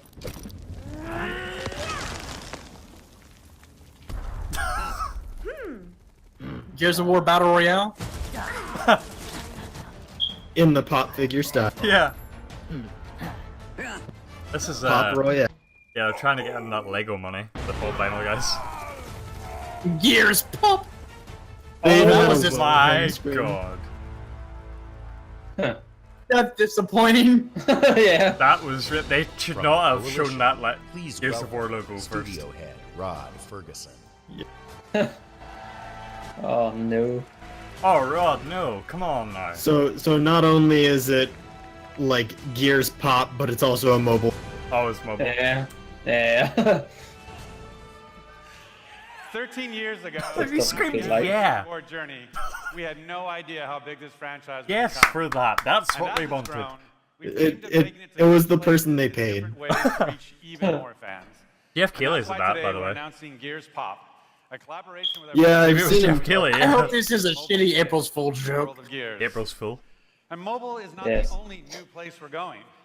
I'm excited to also announce the true Gears of War PC experience in a completely different genre, Gears Tactics. You create a whole So XCOM Gears of War. 12 years before Gears of War 1 as they hunt a locust Yep, monster XCOM Gears of War. responsible for destroying whole cities. It's our take on the classic turn-based strategy genre with a character-driven story, faster, more aggressive gameplay, a customizable squad and equipment, and of course, it wouldn't be a Gears game without a massive boss battles. Eh. We look forward to I mean, at least they gave something that was like relatively Not decent Funko. compared to that going to mobile. new places. Yeah. I feel like they should have showed that first. And the amazing team at the Coalition is working hard to bring you our most ambitious Gears of War title yet, Oh shit. Gears 5. Fuck! Okay. We got Well, double shit, crossed. They should have shown that first. We We got got triple whammy. crossed. They done juked us. Gears 5, yeah. Actually, no, and yeah. I'd say that is the way to deliver it because they started on a bad note and then like rose to the. With the war Yeah, for now the bad humanity stuff looks escalates on awesome. two fronts, Right? outside the capital city and within Kate herself. In this moment from the game, Kate leads a rescue mission to a remote village, but something goes horribly wrong. Revolt. With a name like Kate and something going horribly wrong, I'm suspecting tentacles.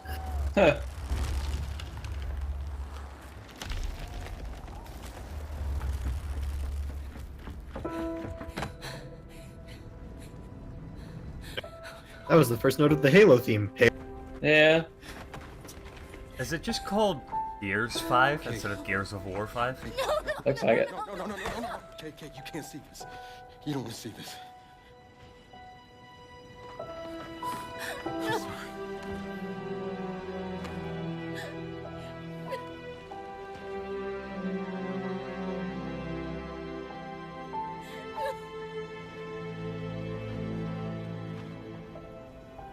Kate?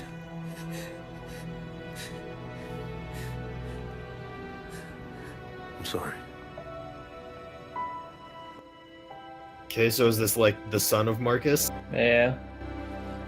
I think he was in the last game. Thanks I haven't played it though. for coming here. Of course. Can I recommend we maybe get these people out of here? Hey, just slow down. No, Foz is right. We need to move. What are you talking? He's dead, man. Give her a minute. She'll get her minute in the Raven. What the hell is wrong with you? Del, we need to leave. I'm not going. Excuse me? For months now, I've been having these dreams. Nightmares. But I think they were messages.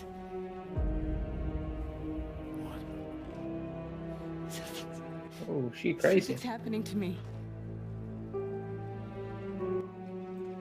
That's a pretty necklace. Enough. We'll deal with this later. Foz, round these people up. I need help. There's a place up north. I think we can find you answers there. No! Absolutely not. We have orders. You'll go with me. God damn it, both of you, listen! I'll go with her. Look, if you're missing, Jen will notice. Okay. I'll push Jack the coordinates. No, Corporal. You're coming back to New Ephyra. That is a direct order. Well, Captain, screw your order. This isn't about you. It's about me. I need to fix this.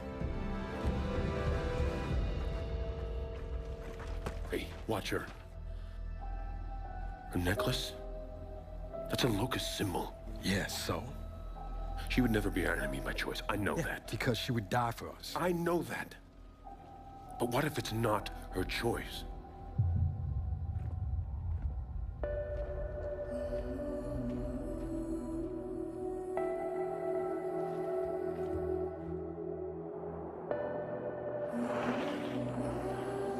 Where are we going? Back to where it all began. What a strange way to get around. Yeah. Who's ready to play? Are we the heart Oh, and this is going to be on Games Pass at launch. or are we Oh, in that down.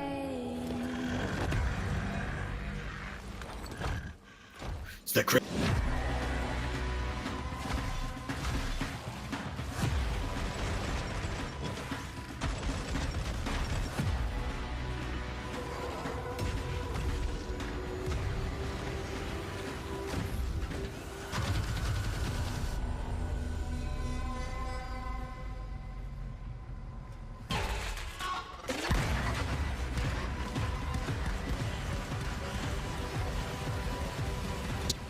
Oh god, it's those things from Resident Evil 6.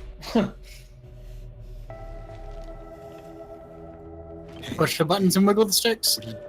Why did you come here with me? What did JD tell you? This is a wild game of survival. That actually makes me kind of interested in the rest of the Gears story. Feel like I need to play Gears 4 now. Never had an Xbox, so I can't play any of the Gear stuff. I never played any of In the Aren't they all out on PC now? of Xbox, in the entire history Big of Phil E3, returns. in the entire history of our industry, gaming is now at its most vibrant.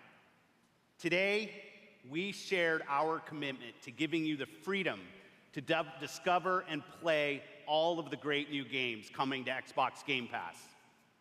Today, we showcased more games than we ever have before. 50 games, 18 titles with exclusivity, and 15 world premieres. I'll applaud that. Today, we shared our most diverse gaming portfolio in every measure, from breadth in art style, genre, and cultures, range in subject and setting, scale and story, and scope and creative vision. And every one of these plays best on Xbox. The world of gaming is on an historic growth path, where the increasing number of gamers is met with the increasing creative power of game developers. In this significant moment, we are constantly challenging ourselves. Where can we take gaming next? Our answer? We commit and harness the full breadth of our resources at Microsoft to deliver on the future of play. Our experts in Microsoft Research are developing the future of gaming AI, so the worlds and characters we enjoy will be even more rich and more immersive. Our cloud engineers are building a game streaming network to unlock console-quality gaming on any device. Not only that, pretty neat. We are dedicated to perfecting your experience everywhere you want to play, on your Xbox, your PC, or your phone. And of course, our hardware team, the same team that delivered unprecedented performance with Xbox One X, is deep into architecting the next Xbox consoles, where we will once again deliver our commitment to set the benchmark for console gaming. And let's talk about our games themselves. We are committed to building an industry-leading first-party studios organization. And as you saw earlier, we are making one of our greatest single-year investments in teams by adding 5 new creative studios. We have committed our team, our company, our technical resources, so we can declare to you today and next year and all of the years after that, you will always experience the best in gaming on Xbox.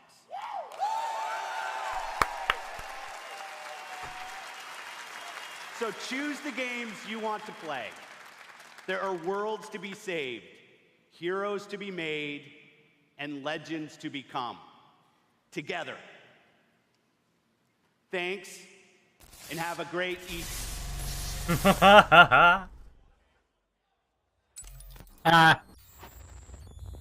Oh, what game's this? What are you doing, Xbox? CD.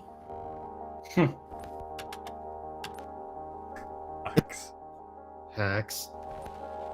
Windows 11 confirmed. These are game keys. Call them. Yeah.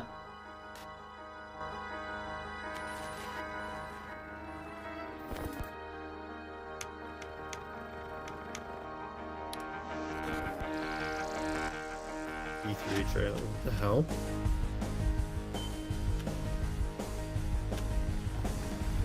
The hell is this? Dafuk? Uh-huh. Oh, a 16th world premiere? What? In 2077, they voted my city Cyberpunk? to live in America.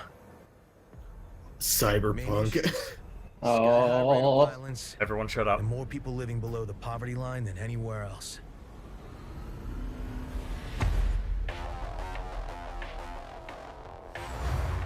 Can't deny it, it's all true.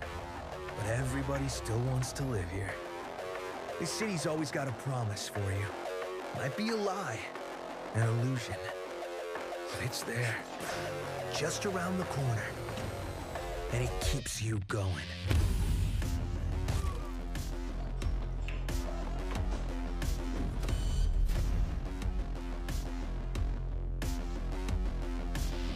It's a city of dreams. And I'm a big dreamer.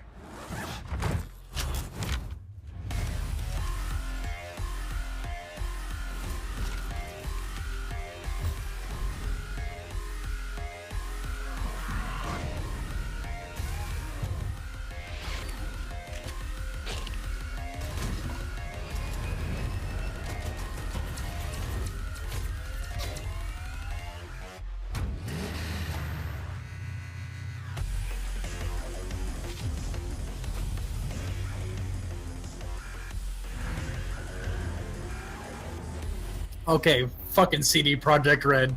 Holy shit. When I saw that red, I had the feeling. Well, fucking done. Right. That is real. And that concludes the conference. Yeah, ladies and gentlemen, Yeah, if holy you're shit. new here, we're about to go into our post-show analysis of everything we just saw there. Holy shit, what a conference! I don't even think I was supposed to say it coming into this. I didn't even expect that. Like, we'll start with you, Oryx. Like, your opinions change at all since before we started? I mean, yes, just because, like, there's a lot of stuff here that I think all of us were pretty sure was going to show up at either Square or Sony's conferences first. Sure. DMC, you know, was the big one. Like, the only thing that I am... At this point, I'm surprised there wasn't something for Monster Hunter here. Yeah. Like for Monster Hunter World, yeah? Or like a new Monster Hunter game, you mean? Just for World. Because we know the next Monster Hunter game coming out is Generations Ultimate, which is on the Switch. Yeah. But, like, there's more monsters and support coming for World, so I'm surprised we didn't see that at this point. Because we literally saw everything else. Yeah. Liam, initial impressions of that whole festival of games? Holy shit. Little bit disappointed they didn't go delve into more with whatever Halo Infinite is, but everything else was so good. Yeah. So, Halo Infinite opened the conference, and they showed very little of it, but like, I don't know, Liam, as a Halo fan, can you like analyze anything we saw? I'm bringing up the trailer now. We didn't see anything specific about the game itself, but what we did see was a return to classic Halo. I mean, they had the old score, they had Master Chief back to his old self, and they had Cortana back in her chip back in his head. So, I mean, even looking at the Marines that showed up there, that's some old Halo shit, and that's good. Yeah, that's Halo 1. And even aside from that, the new engine they seem to have built in-house looks slick. You know what I think it might be? We have to remember that they just very recently, they didn't, like, stop the El Dorito team. That's a good point. But they told them, we want to get our tech that you guys have back. Like, we want the coding and everything for the online functionalities that we designed because we're using it. And they said that they were using it. Yeah, so that could be that. Going to be a Halo Online kind of experience? It's very possible, which would be awesome. Yeah, it was a very a great opener to the conference. Like, they teased us a lot of the way. Like, we're watching the trailer in the background now of the stream, and like that could have been anything. I was thinking, like, is it Tomb Raider? Is it the Avengers? Like, what the fuck is it? And it was a very nice tease.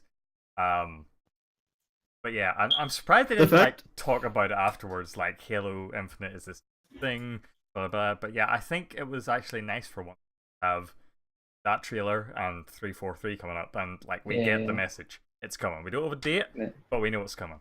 I mean, there was enough subtle messages in there in terms of the art style and just the general thing, like with the music and stuff, to say enough to Halo fans that, you know, we're gonna do it right this time, hopefully. So yeah, and 100% it is not a Combat Evolved remake. 100% not that. Yeah. They would have definitely said something had a Combat Evolved in the middle of it, or put like a re-evolved, knowing Microsoft. Powered by it's showing up on the screen now. Powered by the Slip Space engine. I'm assuming that's just a new engine for their Halo games. That 343's been working on an engine in house for a while now, so I guess that's just them showing off a little. Yeah. And this is a good way for them to, like, if they do like a Halo Online kind of thing, that's a good way for them to test the engine before 6. Yeah. We said this before the prediction show that like it probably wasn't going to be called Halo 6. Like most games, if they reach the point where there's 4 or 5 sequels, they'll just like go subtitles from there on in. Like, you don't want, well, except for Final Fantasy, but that's like a weird exception. Yeah. It's a tradition. Well, because they're also not like sequels. And yeah, and there's also like Final Fantasy 14 2, right? And fucking like, yeah, there's 10 2, 13-2, 13 2, 13 Lightning Returns. But yeah, I thought Halo would close the conference, but I'm actually excited that they did it this way instead, because then Halo was off the table, and actually I think worked better for their end, which was Cyberpunk reveal, that we all knew about coming in, but by the time the conference ended, we all forgot about because there was so much stuff. Yeah. Like I am shocked that FromSoft made their display here because like to me they have a closer relationship with Sony than Xbox. So something also tells me Microsoft paid a lot of money. Like a lot of money to get this. I mean, they paid a shit ton of money. They showed today that they're not afraid of spending money. Like 5 new studios, 5 new development studios just outright bought now. I mean, we also can't say like they've won E3 yet. No, for sure. Like no, but they're top contending. Because yeah, they're definitely a contender now. But Microsoft have had great conferences before, and I've said during that time, like, yeah, Microsoft has had a great conference. I'm surprised how Sony will end up beating us, or anyone else will even end up beating us. And they always tend to do, because E3 is Sony's show, and they tend to like keep hold of that. But that was, I said it during the conference that it might pan out to be, but I do think that was Xbox's best showing ever at E3 or any other. Yeah, for sure. And like the fact that they got Kingdom Hearts here is also like just generally a big deal. A lot of Square Enix stuff. Like there was like 4 or 5 Square Enix games. Like what are they going to show now? They never showed the Avengers game, which yeah. I mean the big thing with Kingdom Hearts though is like that has 100%, like I know it's coming to Xbox and we've known that since its announcement, but it's always been a PlayStation property. For sure. Always. Up until now it was always exclusive to Sony, right? Every game was exclusive. Yeah, either Sony or Nintendo. Sony or Nintendo, or you know, the mobile port stupid one. I will say, like, in reference to Cage, not to derail this towards the Cage direction, but I think because I mean we're showing Cage B-roll in the background, so talk about it as long as you want.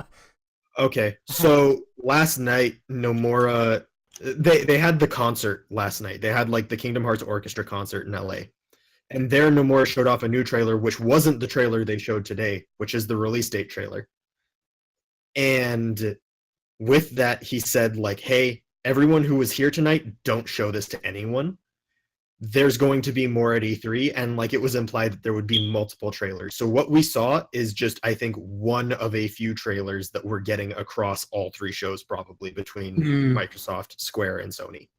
Can I just say, by the way, that like unveiling your date for your game at a fucking concert is the most Square Enix thing I've ever heard. Well, that's what they did last year. The trailer, like the quote unquote E3 trailer last year, was shown at the concert, not at E3. Very, I guess you're appealing to like your strongest fan base there, but yeah. Yeah. Yeah, I like, and it's hard not to love Kingdom Hearts, even if you're not a fan. Like I haven't played. I don't think. I think I played briefly some of it. I can't remember which game, to be honest. But like, it's hard not to watch some of these trailers with all the not be completely enchanted by it. And want to play it's nostalgic. Yeah, but even like some of the new stuff, like I want to play the Tangled world. I partly want it to just be Tangled. Oh, I mean, and there's rumors, and I'm not going to confirm this at all, but there's been like rumors and hopes from a lot of people for like a Treasure Planet world. Yeah, Beta would love that. He said that. A Beta would destroy people for that. Yeah, do you think at the Square Enix conference they might show like a new trailer with a new world? Go off a bit more. Yeah. They're probably going to show off the trailer with the release date. They've confirmed that there is a Big Hero 6 world, and we've seen nothing of that. And they confirmed that like at least a year ago, if not more. Okay. Yeah, moving on just through my notes here. We sort of like we didn't go in chronological order like we should do, but like we're just there's so many things. So yeah, after Halo that they opened up with. Before we move on from Halo, there's a Halo Waypoint article where they say a little bit more about what it is. Apparently, it's continuing on from Halo 5. Is that a good thing? It's the next game in the main series, so it's not like a side thing. Off, yeah. Like I said, they confirmed themselves that after Halo 4 and 5, they've learned what the community wants, and this is them fixing everything they done fucked up. So That's Yeah, I like the article in okay. the chat if anyone wants to take a look at it. But yeah, it's pretty interesting. Yeah. Yeah, and the Shadows Die Twice thing. Holy crap! Oh, I just felt every bit of action in that. Because that was showed off initially at PSX, that like 5-second teaser that they showed everyone Yeah, thought was Bloodborne yeah. 2. Do you think this?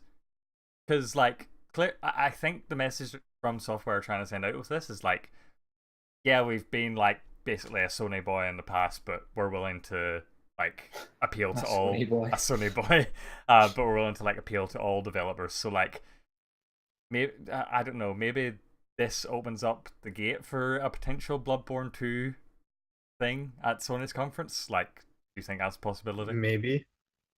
I don't there think was so, concept. just because I don't think so, just because Bloodborne 100% is like a Sony property, but also on top of that, like that would make it possible, but what makes it kind of impossible in my mind is I don't see FromSoft working on multiple projects at the same time. For sure. I don't think they're a big enough studio to be doing that. Yeah. Okay. Yeah. So after they started off with Halo, they showed off Ori and the Will of the Wisps, which was the game we knew about. A little disappointed that we didn't get a release date for that, but they did show off some nice little gameplay. So looking forward to see more of that. They showed off Shadows Die Twice, which was pretty cool. I'm actually gonna pull up the gameplay for that real quick because I didn't get too good of a look at it, but it looked very it's very quick in terms of From Software game. Like you were ziplining and stuff. It was very there's a lot of movement. Like it is a very high movement game compared to what we've seen from FromSoft before. It's like Bloodborne on crack.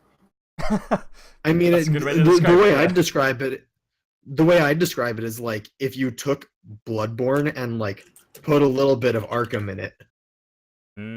Yeah, I can see where you're drawing that comparison. And also Ninja, we've known for a while that KH3 is going to be on the Xbox One. Like before 2.8 even came out, we knew that was going to be a thing.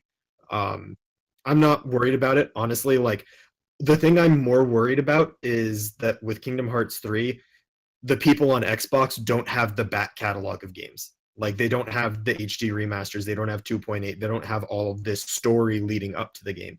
And Nomura has said that he's going to try to take care of that somehow. Yeah, wondering how he's going. I'm wondering might that negate to like a Kingdom Hearts collection type deal.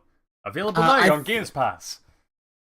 I think that if he doesn't do a collection for Xbox, if anything, there'll probably be like a small recap movie inside the game disc. Yeah. Or a bonus disc that comes with the recap movie.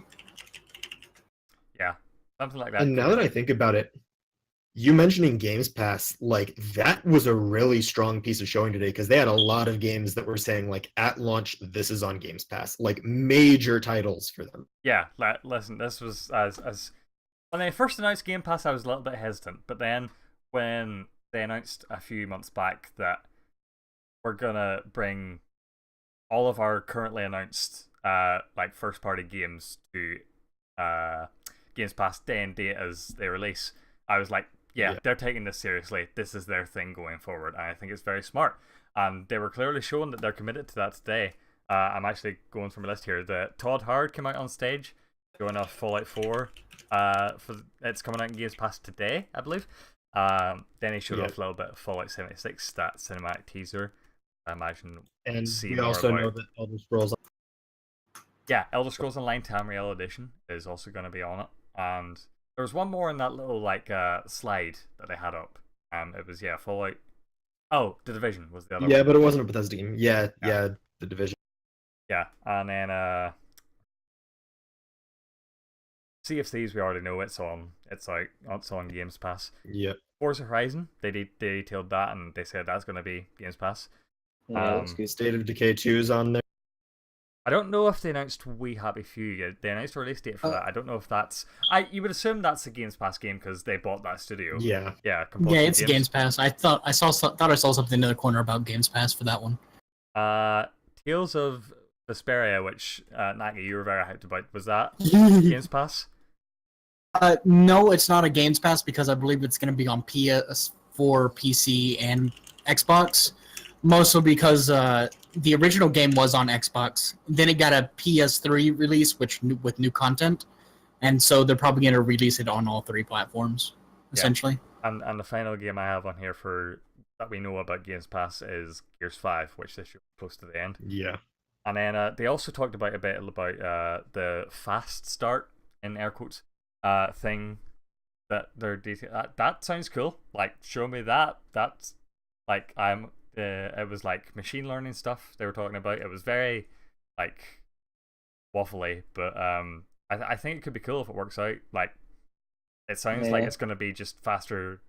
It's not one of the faster things I downloads like. for the games, but I imagine it's sort of like how the way they described it, where in most games now it'll download to a certain point. It's like, all right, you're ready to start. All the content's not there, but you're good to actually open the game now. And I think it's like a very advanced version of that, where it can get you into the game as quick. Yeah, like it loads the assets that it sees people use the most and stuff like Yeah, it's one of the things I like about Microsoft over other companies like Nintendo and Sony, in that they're leveraging the power of Microsoft to do all of this awesome shit for gamers. Yeah. Because I can tell their cloud divisions and AI divisions are massive, and they can do some really powerful stuff to games with it. And that's what this is. The biggest issue I see about their advanced AI learning for fast start is the open world games that come up. That as soon as you start in, you can go anywhere. So people doing that, it's going to have a hard time learning because everybody's going to go in different directions. Yeah, it's probably a very complex technology. I'm actually quite intrigued to sort of learn more about how it works, to be honest, but it sounds pretty cool. Yeah, they're very hesitant to say like when this is going to be a thing, but yeah, it's definitely something to hang on. I will say I'm not always like the most comfortable with machine learning stuff though, like especially when it's like we're going to monitor the way you play this game and like the way you're doing things, like just more monitoring. Sit right. Everyone put on your tinfoil hats. It's the Oryx conspiracy hour on the post show. Microsoft are taking your data. It's anything that's. Yeah, I mean, I think it's just something people generally should worry about. Not necessarily maybe in regards to gaming, but in this case, it doesn't seem to be learning specific play styles or play approaches to a game. It seems to be more from the angle of which files do I need for the game to run the parts the players are using. So learning which bits they're using initially and getting stuck into to know which parts to put down first. Because I would say the current system of launching the game early is very analog almost, in that it's probably just downloading things sequentially, and whenever it reaches a point where it can open, it's letting you start. Whereas this will be a smarter approach to that, as opposed to reading in depth to how you play the game, I would say. I mean, like, yeah, Elon Musk is out there saying, like, everyone be afraid of the cyborgs. You've all seen Westworld. Well, like, you know how that turns. I haven't seen Westworld. I have no idea how it turns out. You're going to see people saying, Xbox stop! Xbox stop! Well, I mean, I think all of us here have heard the thing about his AI that he put up against like pro Dota players or whatever, and it just like kicked their shit in after a couple hours. Oh yeah, it started off doing from where I saw about it, that AI started off doing just little tiny things, and then it just started going all in because it didn't have fear of what people were doing. Yeah, well, and it learned like legitimate, like in-depth metagame strategies and whatnot. Like, it was crazy. Yeah. So yeah, speaking of AI, like near the end of the conference, they were talking about some things coming up from a hardware and services perspective. They like flashed that Microsoft AI thing on top, and then they were very brief about that. I didn't catch much about what that is, but they seem to be integrating it into games. And they're also talking about their game streaming network, which I guess is the latest craze in the industry, because Sony bought Gaikai years ago, and they tried with PlayStation Now, and that didn't work too well. And then EA last night at their conference were announcing their game streaming thing that's coming eventually, and now we have Xbox bringing out theirs. So yeah. The thing is, it comes back to that thing where Xbox is leveraging the power of Microsoft, and if anyone can do game streaming properly, it's going to be MS, because they have one of the biggest networks on the planet. You know, they have the power to do something like that right. They have the bandwidth to get it fast, low latency. You know, it would be good. Yeah, they have the good. Yeah. Yeah, I mean, I feel like we're on that like precipice for like the next big leap in the games industry. It's like it's gonna be like going from iTunes, where you actually like downloaded movies and music and stuff, to like Spotify and Netflix. We're like nearly there. We just need to take that jump, and I feel like everyone's gearing up for that and getting ready for that. The idea of being able to play like fucking like console style games like a smartphone, like say you have a little like one of them controllers that you plug your phone into, could be neat. It could like your Xbox is a Switch now. Like you can bring it on the go. It's failed to work so far, but it will work eventually. Microsoft could get it right. Yeah. So I was just gonna say real quick, we have to worry about ISPs kind of getting in the way of game streaming services, because that is far more data than streaming a movie or a TV show. Yeah. Oh yeah. And ISPs do not want to give up that data. They don't want to give up their data caps, and they don't want to increase their data caps to allow for people to do more stuff. Especially with all the... They are going to hold on strong until they are forced to break out of that. All the net neutrality stuff going on in the US right now, like that sucks for you guys as well. So that'll be like a battle you guys are gonna have to fight, and it sucks. Hopefully, we've been fighting it for years. Hopefully, it won't come over here, but we're not so sure. Again, I'd say even with Microsoft taking on that sort of streaming platform, I would say that keeping the data that it takes to access that low is probably going to be one of their priorities. Yeah. Cloud services is one of their main areas, so I'd say they're probably well versed in how to do it. So hopefully those skills will transfer over to games. Yeah.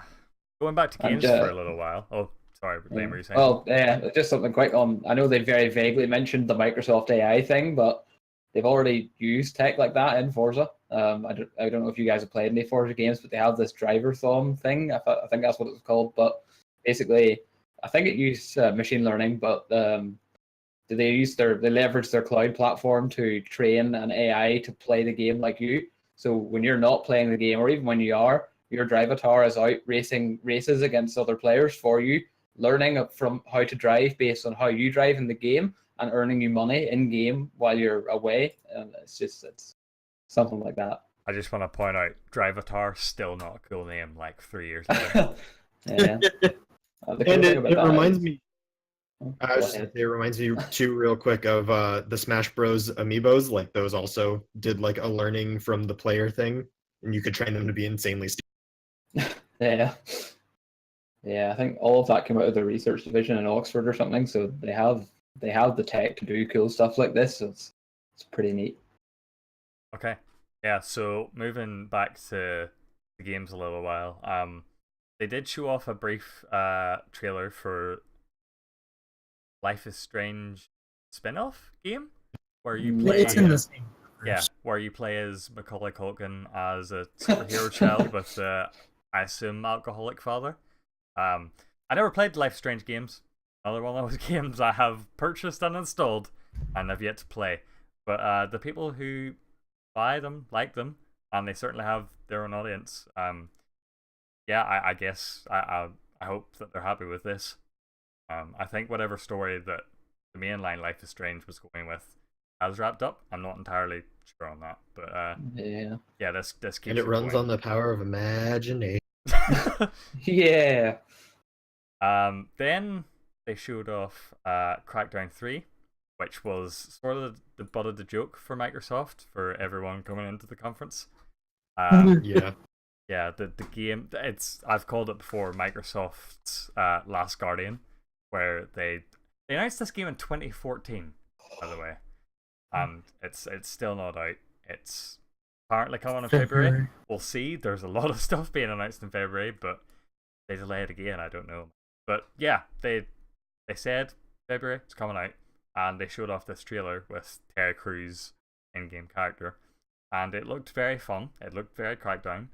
Yeah, and I feel like this will like get more people on board if they were like pissed off by the delay stuff. Like obviously it doesn't fix everything, but what they showed off was cool and I liked it.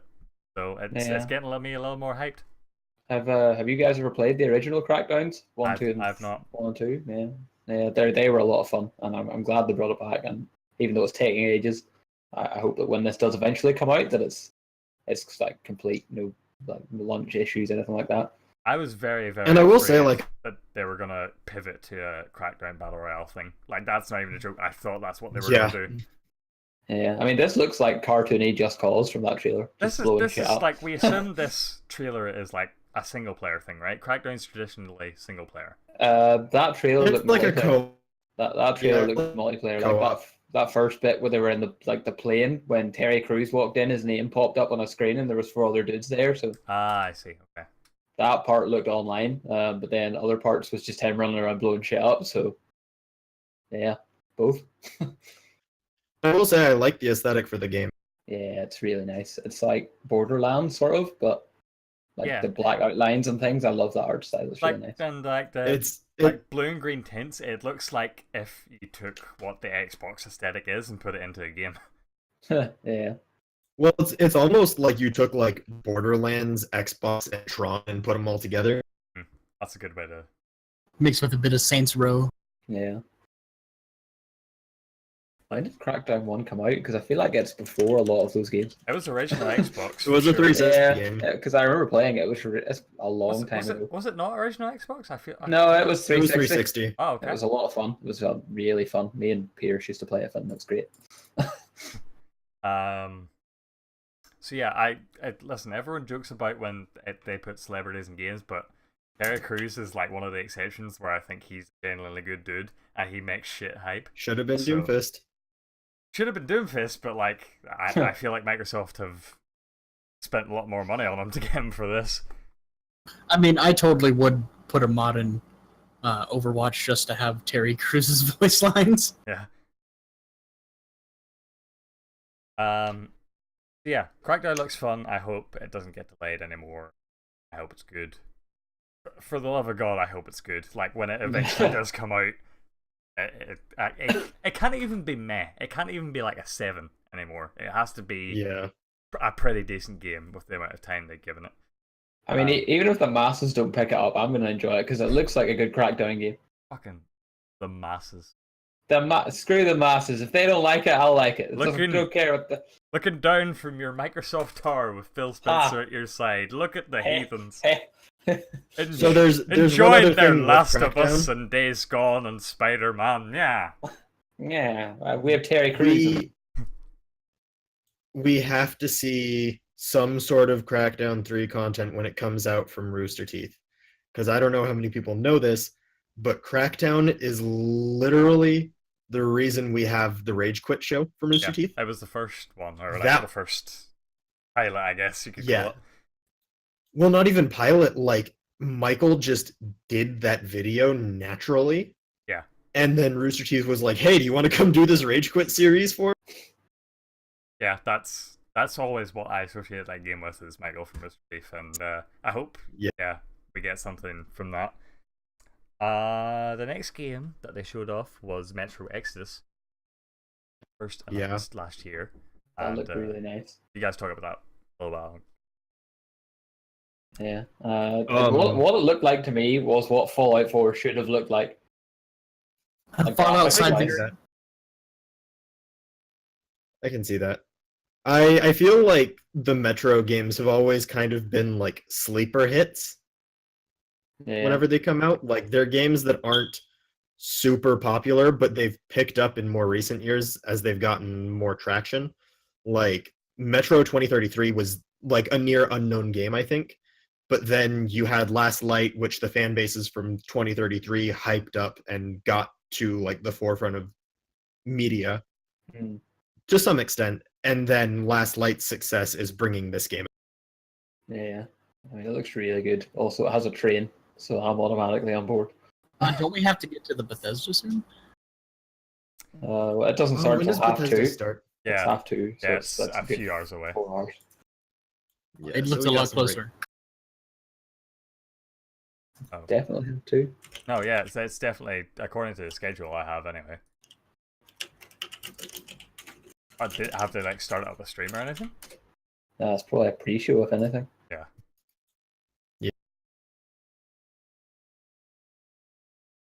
Yeah, it's definitely 2:30 in the morning. But yeah, Metro is obviously a very huge franchise. Like I was saying before, I'm just looking at like the Wikipedia articles and stuff, it's like ridiculously big in Russia, like one of their biggest book series, one of the most treasured. And then the Yeah, games... and you weren't here when I said it, but like the 2033, relatively unknown when it came out. Like, I got it because a friend told me about it. Then the fan base for 2033 brought Last Light into the light, so to speak. And then Last Light caught enough traction with like that and like the remaster collections and all of that. Like that brought enough people on board to really make Exodus have a good show. Yeah. But again, like I said, the Metro games sort of passed me by. I had always there, but never gave them a go. This seems like it's a continuing story from the last one, so maybe it's not the best one to do, but it seems fun, and I might just like, this might be one of the games where I don't care about the story as much as I just want to like get into the game, and maybe if I enjoy it as much, I might just go back and read the books. Yeah. I think you weren't here when I said it, but graphics-wise, it looks like what I hoped Fallout 4 would look like. Yeah, that's what I was like in my mind comparing it to Fallout, and I was like, this looks way better. It does, yeah. Yeah. That's actually one of the reasons why I got worried when Todd Howard said that 76 is going to be like 4 times the size of Fallout 4. Like, this is not trying to be a knock on Bethesda or anything like that. I want them to not be so worried about making their worlds big. I want them to be more worried about making their worlds full. Yeah. Yeah. They need to have a higher density of activity. And like, I know that it's a post-apocalyptic world, but I'd like to see a little more life in it. I'd also like to see there was an issue for me with Fallout 4 is the fact that the lack of charisma checks, the lack of interactions with anything. Mm. I mean, when they were there, but you know, at the first point, you're just forced into the you're forced with the Minutemen. You couldn't take on the side of the Raiders to go kill the Minutemen. Yeah, like credit to Bethesda. Like I was just watching the No Clip documentary that just came out on there. It was very good. I recommend it. But their whole philosophy, like ever since way back in Morrowind and some of the original Elder Scrolls game, they always, the first thing they do during the development and design process of the games is they start with the map. And credit to them, the maps always look great and they seem like a lively world, but I have the same struggle as you, Orcs, where like, yeah, this looks pretty and stuff, but like, it doesn't seem like there's that much to... Yeah. So yeah, we still don't know what type of game Fallout 76 is yet, but I imagine, yeah, we'll hear about that at the Bethesda conference. Yeah. And being that they showed it off here, I think that there's a chance we'll actually see new stuff from them at their conference, like Starfield. That's what I was thinking. Yeah, I thought this opened the door to Starfield. Like, if they didn't have that and Fallout 76 was their big game, I imagine they would have wanted to help back until then. Yep. That they're going to release something extra for Fallout 76 at their conference. Oh, yeah, I definitely. imagine Like, we may definitely even see gameplay. Yeah. I think we would have to see gameplay. I think that game's coming out pretty soon.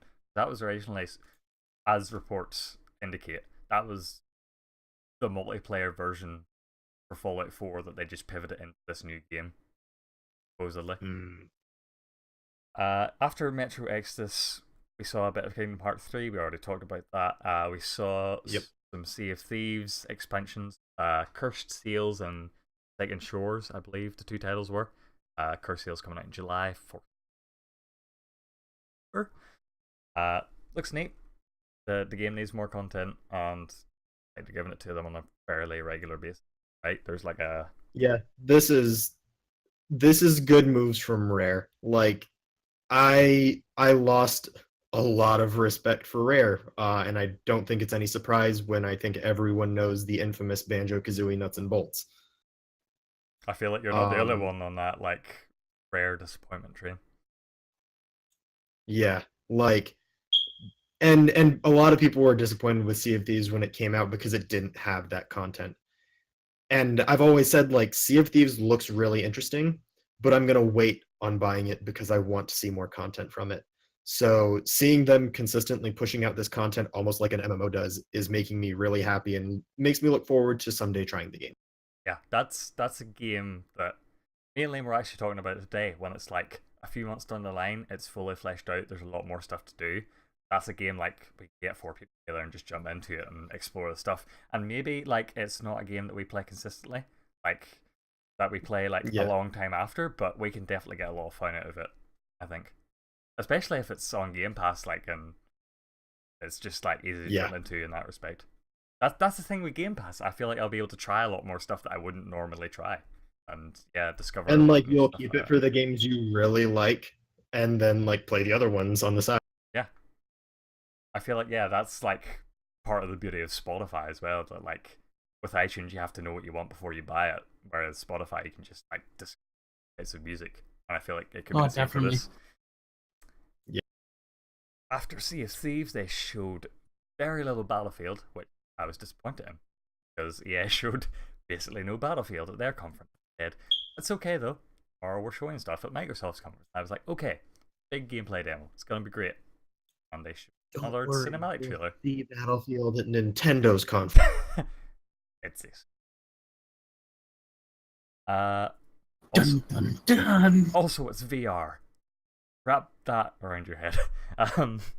Battlefield Labo. Yeah. And then that'd be awesome. No, it wouldn't.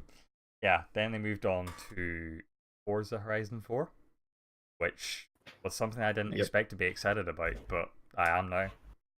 I'm surprised you're only noticing now. I mean, Forza Horizon 3 and that are pretty much the same game with some new stuff. Yeah, you've been like on the train for me about Forza games, and especially Horizon, how good and fun they are. And it's always been something in the back of my mind, like, but like, I feel like now it's been such a long time since I played a racing game, and the English countryside is really what drew me in with this. I feel like I'm ready to jump into this whenever it comes out. Yeah, I mean, I've been playing them because I like Forza games, but I can see why some people wouldn't be on board with some of the settings they've used so far. Like the last one was Australia, I think. Oh, that's weird. Yeah, it was definitely unique. The one before that was America, maybe something like that. Yeah, usually racing games tend to be set in America. Yeah, because high octane. Straight roads with turns at all. But yeah, the game looked beautiful, as Forza games tend to do. The seasons system, pretty neat. I want to run over one of the sheep. I want to see if I can do that. They almost did it in the demo. I want to do it. But yeah, that's all I can say about it until it comes out and I play it. When you hit a sheep, it'll blow up like the sheep in Ratchet and Clank. Yeah, that'd be actually kind of cool. So then we move on to what I feel like is the highlight of the conference for them, in that struggle for Microsoft for years has been their lack of first party stuff compared to the other two brands. And they announced very quick fire that they have made a new studio called The Initiative, and 4 other well-renowned studios that have worked with Microsoft in the past are being bought out by them and put it into a first party. I believe it's now like somewhere from 9 or 10 studios they have on their full catalog now, but like going through them, they started this new stuff called The Initiative, and then the next one was Undead Labs, which from State of Decay fame, they just released State of Decay 2. Playground Games, which did what? Oh, they're the guys who make Horizon. Ninja Theory was the super big one. Yeah, that was a big surprise. Yeah. I can understand why they took on the Forza guys and the State of Decay guys, but that's big. Yeah, like, because I believe Hellblade was a time, I don't know if it was like a thing that Sony like acquired or whether it was just like how it worked out, but Hellblade was a timed exclusive for PlayStation and PC for at least 6 months, I think. But yeah, that's like, that studio made waves with that game because it was a super good game. I played it all the way through in like 6 hours and I loved it. And they did it all in like I'm a bit disappointed because they were like a model for how independent studios can like not take any money from outside investors and build this great game and still make a profit on it. Like that was their success story. But I'm really excited for them now that they're able to like get all those new funds and make something super awesome. And the game that you missed, that Tunic game, just looks like a nice little indie project. But if I remember correctly, Phil Spencer said that it was one guy. Like that whole game, just one guy. Yeah, he said that was one developer did that whole thing. That's impressive. Hey, that's really impressive. I'm gonna. At first, it looked to me like he said, "Hey, Breath of the Wild, let me copy your homework."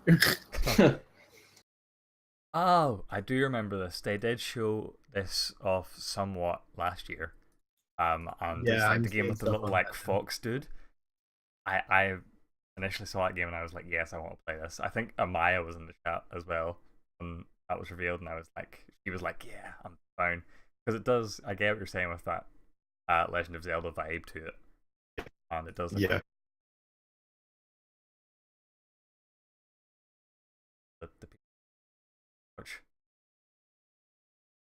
But yeah, it looks like the low polygon style is nice. It looks like there's a lot of exploring. The combat looks actually kind of fun, as in there's like rolls and dodges and stuff. Like, I don't want to compare it to Dark Souls combat, but it's like a baby's first Dark Souls kind of thing. I think something like that. And like, I also just really like the color decisions and like the lighting for the game. It's very warm and inviting. But yeah, this is super impressive that it's just one guy doing it. Like, this game looks great. See, I'm gonna admit this now, as I came into this conference with low expectations and left hype as fuck. Yeah. I mean, that's why I was so excited for this conference, because they had the most potential to do this. Yeah, I was saying before, they have the most to prove. They had the most to prove, and I didn't think they would come out the gate swinging like they did. But yeah, like it shows that they were aware of their situation. Yeah, and like, I feel like there's still no recouping this generation necessarily, but I feel like they're in a really strong position for the next Xbox. Is a good segue till near the end of the conference, where they actually talked about the next Xbox a little bit. Well, they like one sentence, like, the next Xbox is a thing that will happen soon. Yeah, just a little bit. And even though they didn't show off anything or like even reveal the name of it or anything, I didn't expect them to. But it's like really interesting they would drop that little tidbit in, especially with Sony coming out and saying like there's 3 more years in this life cycle. It's very interesting. They got ahead of the curve with Xbox One X announcing it a year before, and I feel like they're trying to do a similar. Just as long as they don't announce DRM. Yeah. Oh, I think they learned their mistake from that. I always make the comparison between Xbox this generation and PlayStation last generation, where I was so proud of all the PS4 reveal stuff because that was just them learning from their mistakes, and I feel like the next Xbox, whatever it's about to be, is going to be a similar story where Microsoft will learn from their mistakes. They're going to focus on games. It's clear that they're putting the focus on games. It's awesome, really awesome. Yeah, because I mean, there are things that we did not see here, such as, and I'm kind of interested in it. Like, I'm wondering why we didn't see anything about the HoloLens project.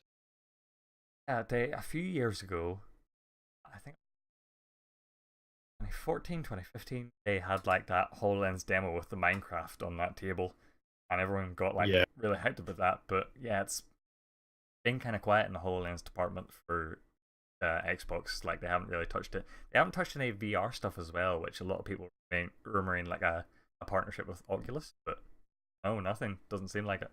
HoloLens probably won't go anywhere near the consumer space for a good few years yet. Like, that device that we saw being demoed was meant for, business use. It wasn't really intended for gamers.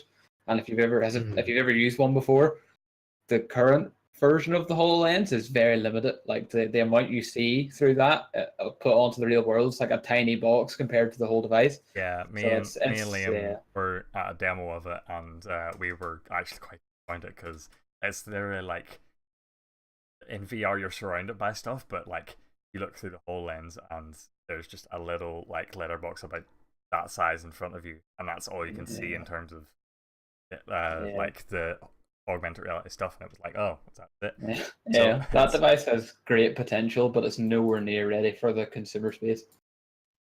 I'm sure y'all are talking about the Virtual Boy, right? Yeah, the Virtual Boy. Sure. Yes.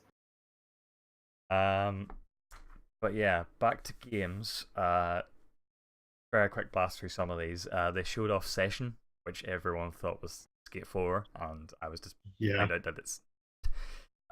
But yeah, hopefully that turns out good. Black Desert, just Black Desert, is an interesting step. Yeah. We don't know how it might be tied to Black Desert Online, which is a game that's. Is it out, or was that like an early access type thing? Black Desert Online is an MMO that's been out for a while. Yeah, it's been officially released, right? Yeah. Yeah, it's been officially released for a while. It took a long while to come over here to the West. Yeah, so. But it came over. Yeah, and then there's just Black Desert. So it could be like a single player RPG or something.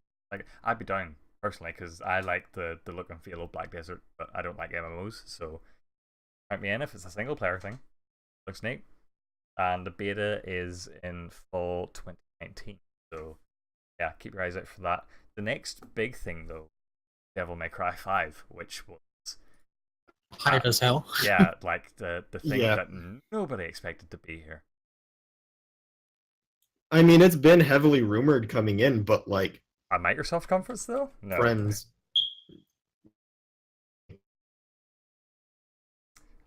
Yeah, the trailer was super hype, and I'm not a big Devil May Cry guy, but Works, maybe you can shed some light on it for me. Like, what was the significance of this trailer and the characters in it? I have no idea. Like my friend is the big You're even coming into E3. Okay. You sound fine now. It's just you did cut out a little bit there. So my friend has been the big DMC fan. Even he, like, coming into this, all of the rumors, he was just like, they're never gonna do it because Capcom's been making tons of mistakes with Street Fighter V, Marvel vs. Capcom Infinite. Like, they've made a lot of mistakes, and Capcom's the one that pushed for the DMC game that everyone hated. So he was just thinking it wasn't going to happen. So really, that's just the big thing. Like they said, it's been 10 years since DMC4 even came out, and most of the team, I believe, or a lot of the team members from the DMC series went over to Platinum, and so they're the ones that made like Bayonetta and all of those games. So this is like very much a return to form for Capcom. So I think this is a big deal, not just for DMC, but a big deal for Capcom in general. It seems like it's a return to form for them, alongside Mega Man 11, Monster Hunter World. Like, they seem to be going in a better direction, a very quick turn from where they were with MVCI. And DMC5 getting officially confirmed also lends credence to a rumor of something else we may see here at Sony's conference, probably, which is a Resident Evil 2 remake. Oh boy. Very, very true. It is rumored, and people will freak out if it does happen. Now, I know it's not going to happen, but with Capcom going the way they are, they might return making at least one more RPG back to its norm if they're going to start returning to form. And that's going to be the Breath of Fire series. I'm not familiar with that series. Yeah, I don't think that'd show too much of a return to form for them. It's mainly like these major hitting titles that have been their major money makers over. Breath of Fire 3 and 4 were major money makers for them. At one point, they kind of screwed up with Dragon Quarter and the mobile port game that they made. But if they return to form with Breath of Fire, I can guarantee seeing an exodus of RPGs returning. Yeah. Then another quick blast of games after Devil May Cry was that game Tunic that we already talked about a little bit. There was I noted it down as weeb shit in my notes, but Jump Force, that game where it includes characters from Naruto, One Piece, and Dragon Ball Z, and apparently Death Note. Yeah. But that looks super fun as a fan of at least one of those anime. I can I'm interested. I'm not sure. I'm not the biggest fighting game guy, but I'm certainly open to playing them. I do play a lot of fighting games, even if I don't get super good at them. And yeah, the graphics in this look neat. The trailer was hype, so yeah. By the way, as I like look into information about Jump Force, just want to say, if you're gonna write articles, people, don't mistake Goku for Gohan. Don't do that.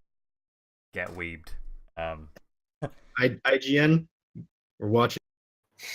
Hashtag get weebed. That's your new catchphrase. Orcs, I guess. Get weebed. Then they shown off. That's not adequately correct. They done shown off. They done shown off Dying Light 2. Which was pretty neat. I didn't think that would be so soon, because Dying Light was pretty recent, right? Or maybe I'm just... No, it's old, Dying Light was 2015. Was it? Fuck. Yeah, January 2015 as well. No, he's right at the start. Kills the time. Okay, so yeah, that looked fun. It looked like in this one they're playing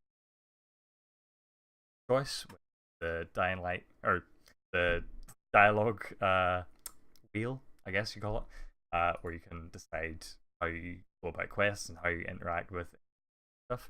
Combat looked neat. It looks like Dying Light. It looks fun. I never gave Dying Light 1 a go, but if Dying Light 2 is co-op, it could be something I jump into.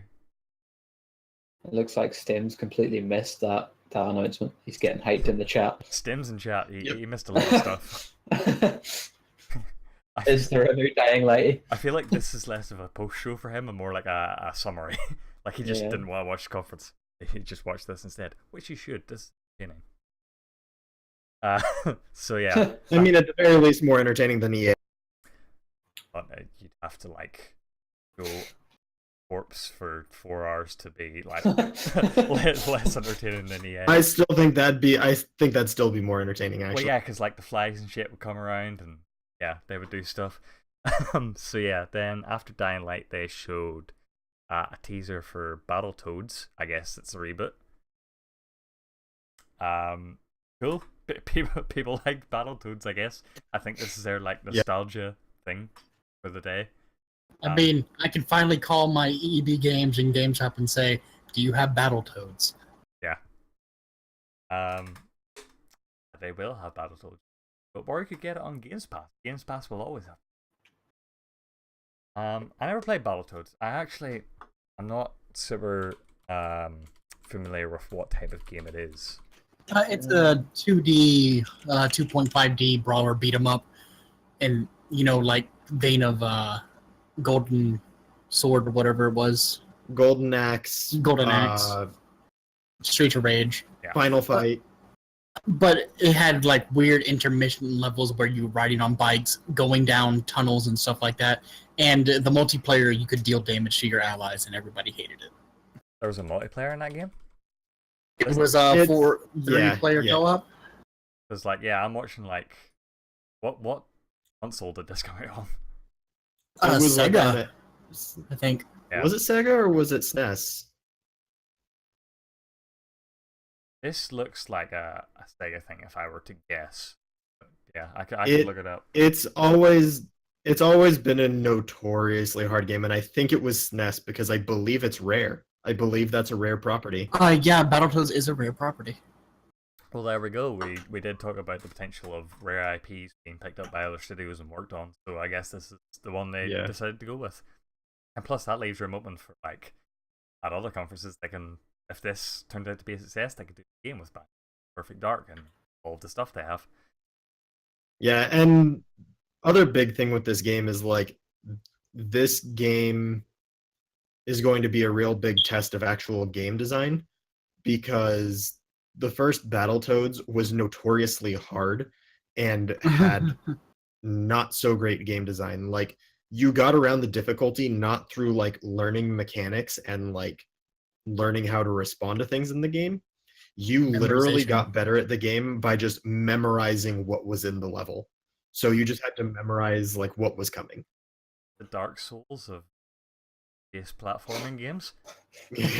Pretty much.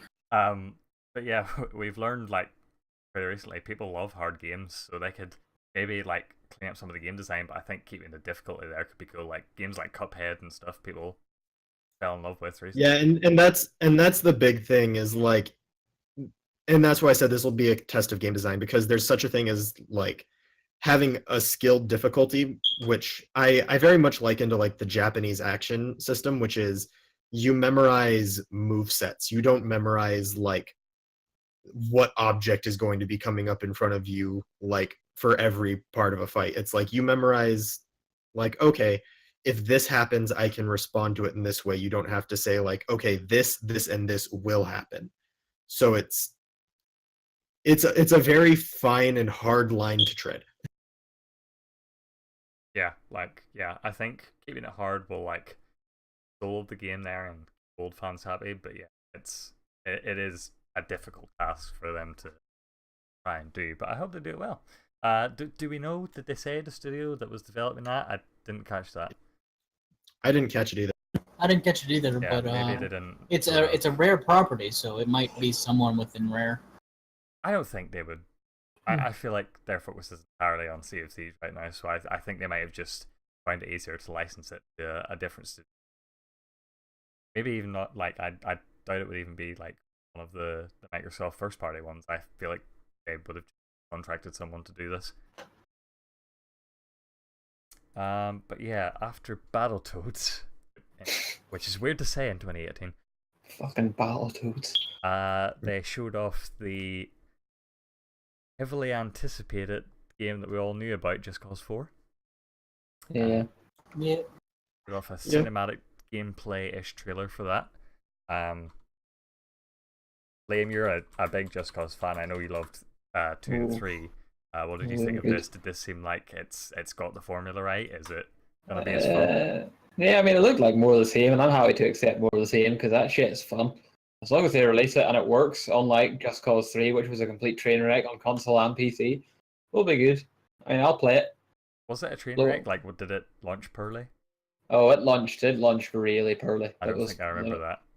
It was the most unoptimized piece of trash PC release of the past 3 years.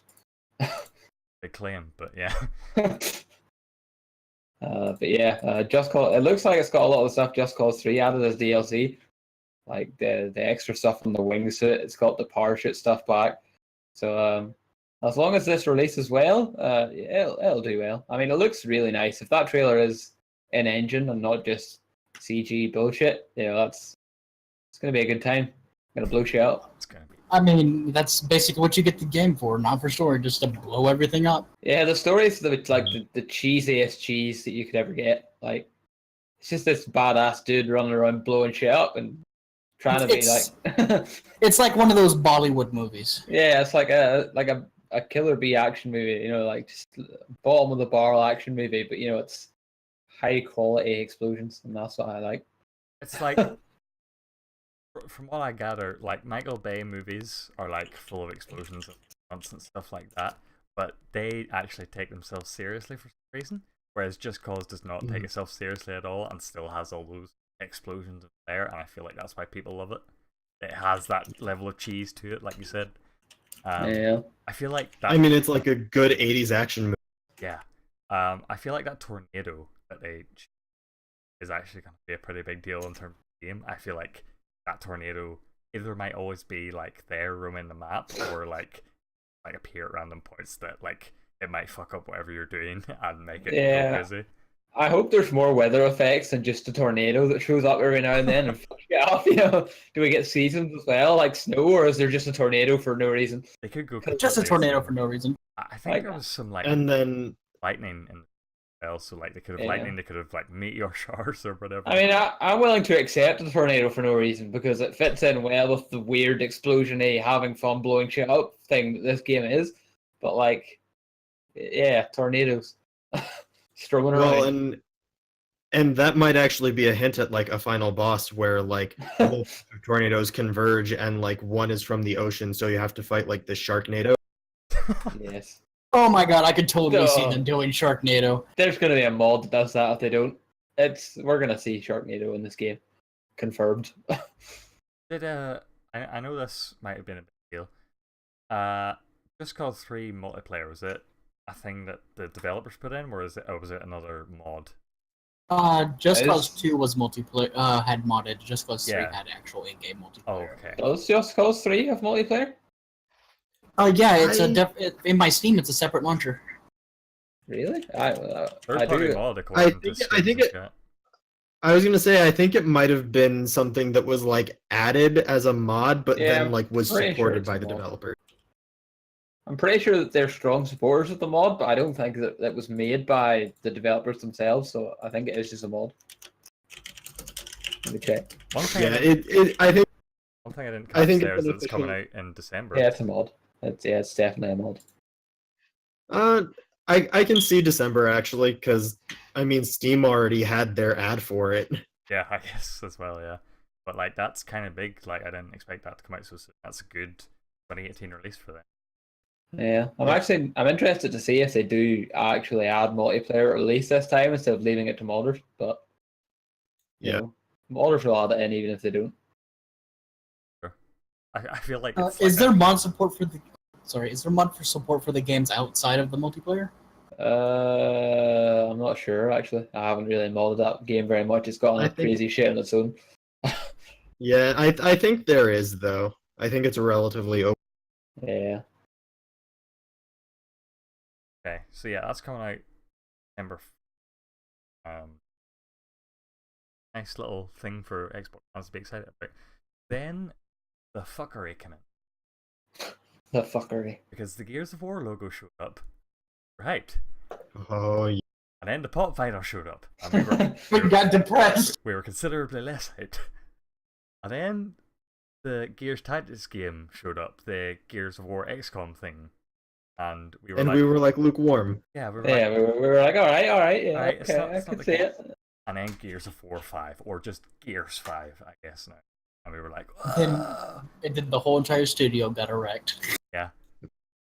I feel like that was like, it was weird at the start, we didn't know what was going on, but as Oric said during it, that was the way you make those announcements. Because imagine if they did it the other way around. It'd be like, Gears 5. Oh, it would have awesome. left a bad taste in people's mouth. Pop vinyl. Yeah. Yeah. But like, I feel like,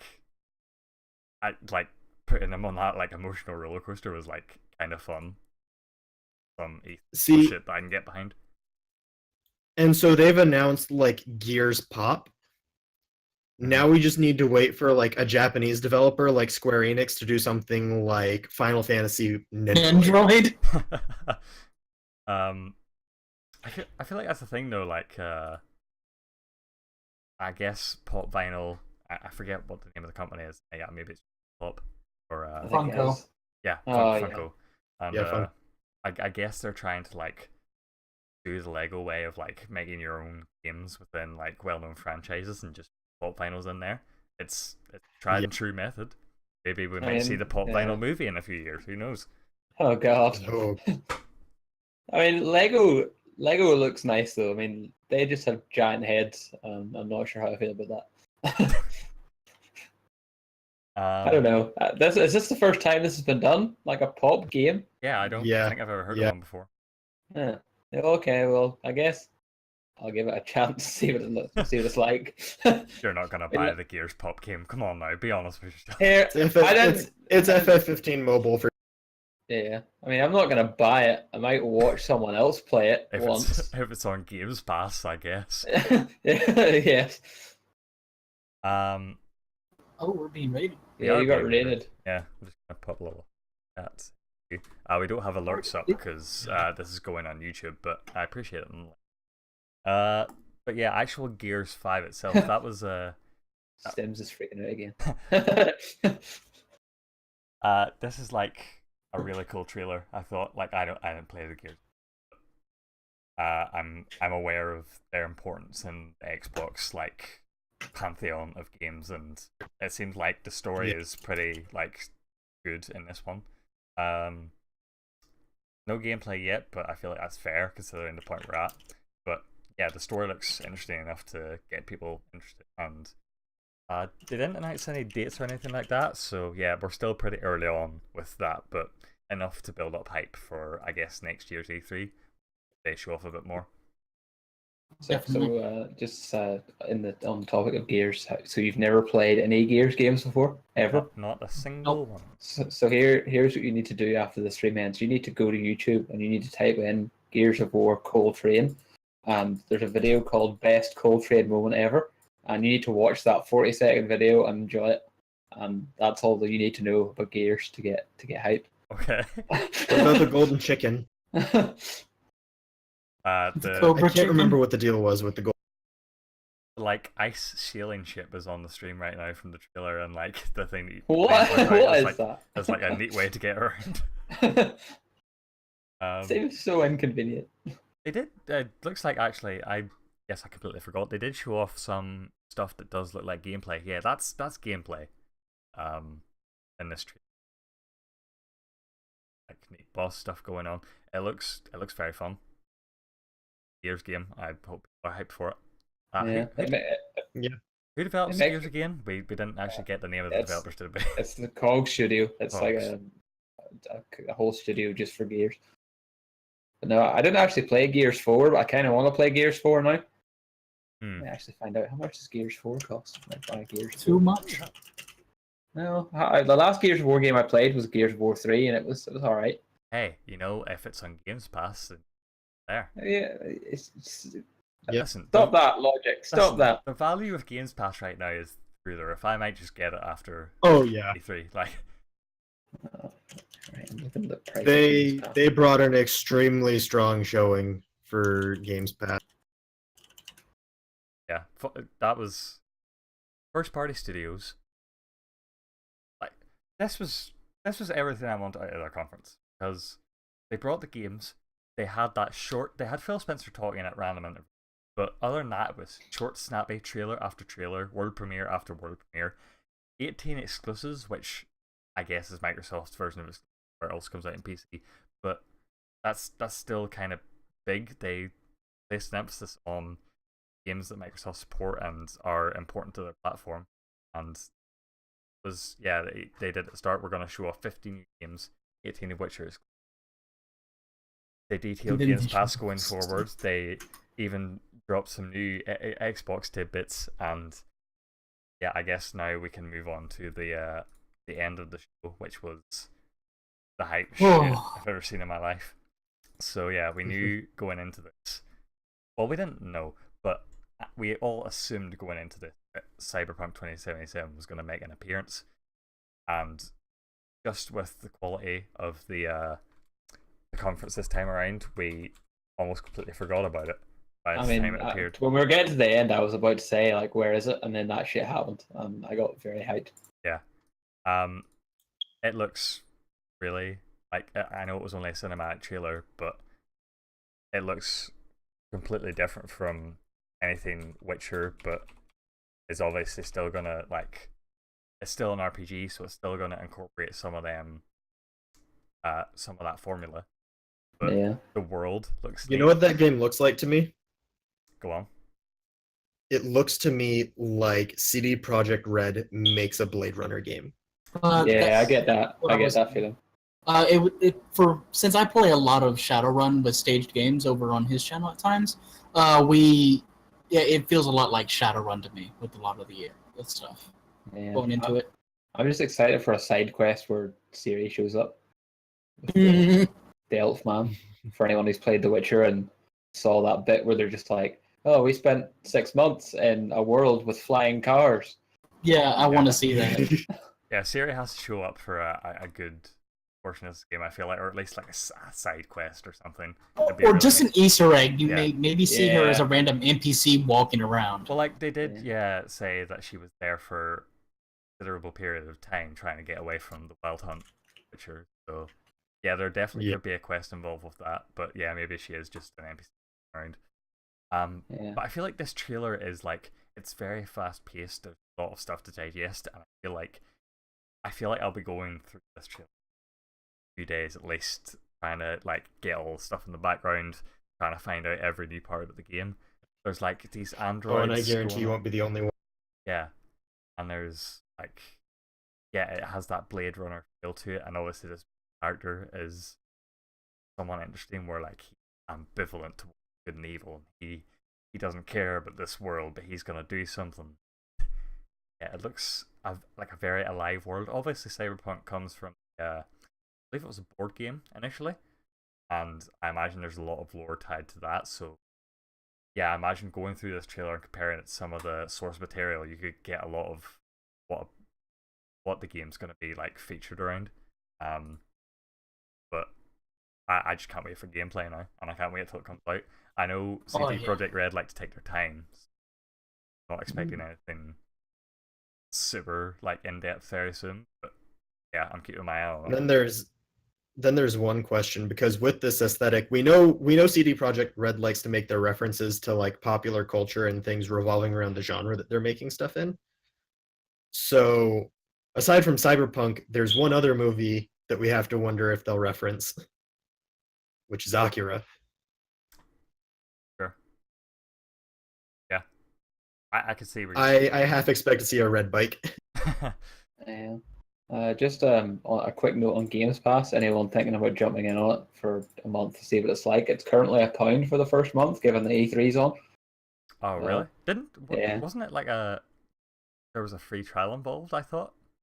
Something? EA was doing that. Yeah, EA was doing. Yeah, £1 for the first month. That's yeah. There's so many games here, man. I've already bought it. How much stuff is on PC though? Is my thing. It's on PC. I see Sea of Thieves. I see Halo Wars 2. Yeah. Forza Horizon 3 is on there. I think that's PC as well. With Games Xbox Pass Play is the Anywhere, way I'd say most people. Yeah, with Xbox Play Anywhere, you could assume that 99% of the games that are on Games Pass will be. Now, obviously, it doesn't tie into Steam, which is a bit of a buzzkill, but I'm okay with going through the Microsoft Store for that value. Like, they can bring me in to the fold. Yeah. Yeah. For any RTS fans out there, play Halo Wars. Do it. There's only one thing I worry about with Games Pass and like the general subscription model for doing games. And maybe I can look into Netflix for how this works out for the movie industry. But it worries me for the game industry and how is this money being distributed to developers? Yeah, I wonder the same. Even truthfully, I can see this as the return to the old. You get the disc from the magazine and you get to play all the demos. I see this as a new try before you buy kind of system. Think? Yeah, you pay $5 to $15 a month and you get all the games that release. And if you really like them and you can't beat them within your month thing, you can easily just cancel your month and go buy the game. Well, I feel like a lot of people, I imagine me included, will just like keep the subscription going. Like, I don't cancel my Netflix every month and then go buy a DVD.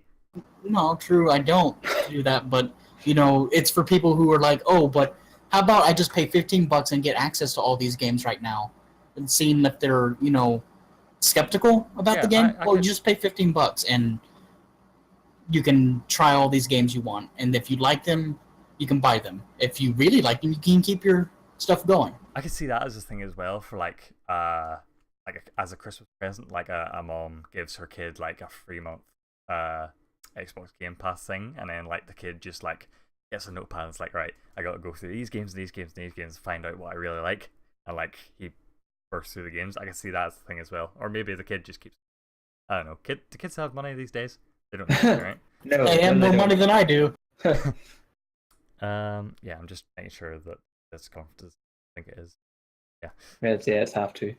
But yeah, that's we went through everything, but iterate. Super strong conference. It's gonna be a hard one to beat for anyone. Yeah. Sony have to come out of it, and I don't even think they will this year. I think based on last year's conference, it wasn't a bad conference last year. It was actually kind of cool, but it was toned down based on the amazing run they've had these past few years at E3. Last year's wasn't the blow out of the water thing that we're used to. I feel like the messaging going into it with like using the word showcase instead of briefing, like little stuff like that, feel like might be getting a toned down version. Or maybe I could be completely wrong. They're doing that stuff as well this week where instead of doing their usual pre-show before the main conference, instead they're just doing like a new reveal Releasing each a game a day. Yeah, releasing the information about a game a day, which might be like clearing out more space for the actual conference itself. So maybe they do have some prizes. And I can see them doing rapid fire like Microsoft was doing. Most of the stuff they've been getting out on social media, but they're going to save their big hard hitters for this. Basically, all of the stuff this week, PR stuff, except for Days Gone release date, which I guess big announcement. But yeah, there was some neat little stuff there. But yeah, Sony were definitely the, I guess you could say, the pioneers of that in E3 these past few years, where I believe it was 2016 one where everyone was, or where it was trailer, and that has set the standard now for E3 conferences going forward, and is why yesterday with E3 we were like so jaded, and we were like, why are these people talking for so long? Just show us the game. Yeah, EA has not taken good. No, it's not taking notes. But yeah, this felt like a major E3. To see what we have the rest of the week, but I feel like it's gonna be a hard one to beat. Yeah. Honestly, aside from like hardcore Nintendo fanboys, I think for most people this conference will have beaten out Nintendo. Yeah. For any hardcore fanboy, if this for a Sony fanboy, for a Nintendo fanboy, for anything else that's coming later, if this will probably be a hard choice for them to be the best. But for me right now, this is top of the line. I don't own an Xbox. I'm not going to buy an Xbox One. But holy shit, was that an amazing conference, and I can respect that. Yeah. Yeah. I mean, you should totally buy an Xbox One X just for the installed. I don't have the money. If I had the money, I would. Donate it to me on Twitch so I can buy an Xbox. They're so expensive. I mean, I have an Xbox One, and I don't think I'll buy an Xbox One X in the near future. So that just made me think of something. There was a rumor coming into this conference that did not happen, which was there was a rumor of a potential Xbox One X price drop. So correct. That did not. That's a big deal that didn't happen. Yeah. Okay. Especially with the Games Pass and the like drop of some information about the new Xbox, you would think that if they're gearing up for the next generation, then they're gonna want to put some more value into this. But yeah. I mean, the interesting thing is if they're putting more focus on Games Pass and they start to see more people adopting Games Pass, they might be reluctant to drop the price of the console when people are making savings on games. I could see it like as a Gamescom thing if they do decide to go ahead with it, because like they obviously, Microsoft do put a big focus on Europe and Gamescom, so they're going to want to save something. Yeah. Yeah, and I'm wondering if PS4 is gonna potentially still try to like maybe now jump the gun ahead of Microsoft. That would be a big move. Be a good move. It would be a big move. I always do. I say this again. I always think about like, I should get a PS4 Pro. Like I want to see games and all. And then I like look at myself and I'm like, 4K TV. Like what the fuck am I thinking? Yeah, like I'm considering trading up. Yeah. I'm considering trading up my Slim to a Pro if they announce like a Kingdom Hearts edition, and not necessarily for the 4K, but for frame rates and load times and all that. For me, I have an OG PS4 that screams whenever I load into games. I have that too. And I really wish I could get a PS4 Pro and at least transplant a SSD into it. Yeah. But yeah, I'm gonna wrap this up now and basically say that was the post show. It was a long post show for a long and great conference. But yeah, Bethesda's coming up at. Actually gonna avoid doing time zone thing here because that confuses people. But it's in 2 hours. We'll start our pre-show for that. Exactly, and then this will be going up on YouTube as well as do all the conferences. We'll have a pre-show for Bethesda. We'll be streaming our reactions to it and do another post show as per. Orcs, final thoughts before we go? No. No. Liam? So, well, Okay, go so Orcs. I had to think.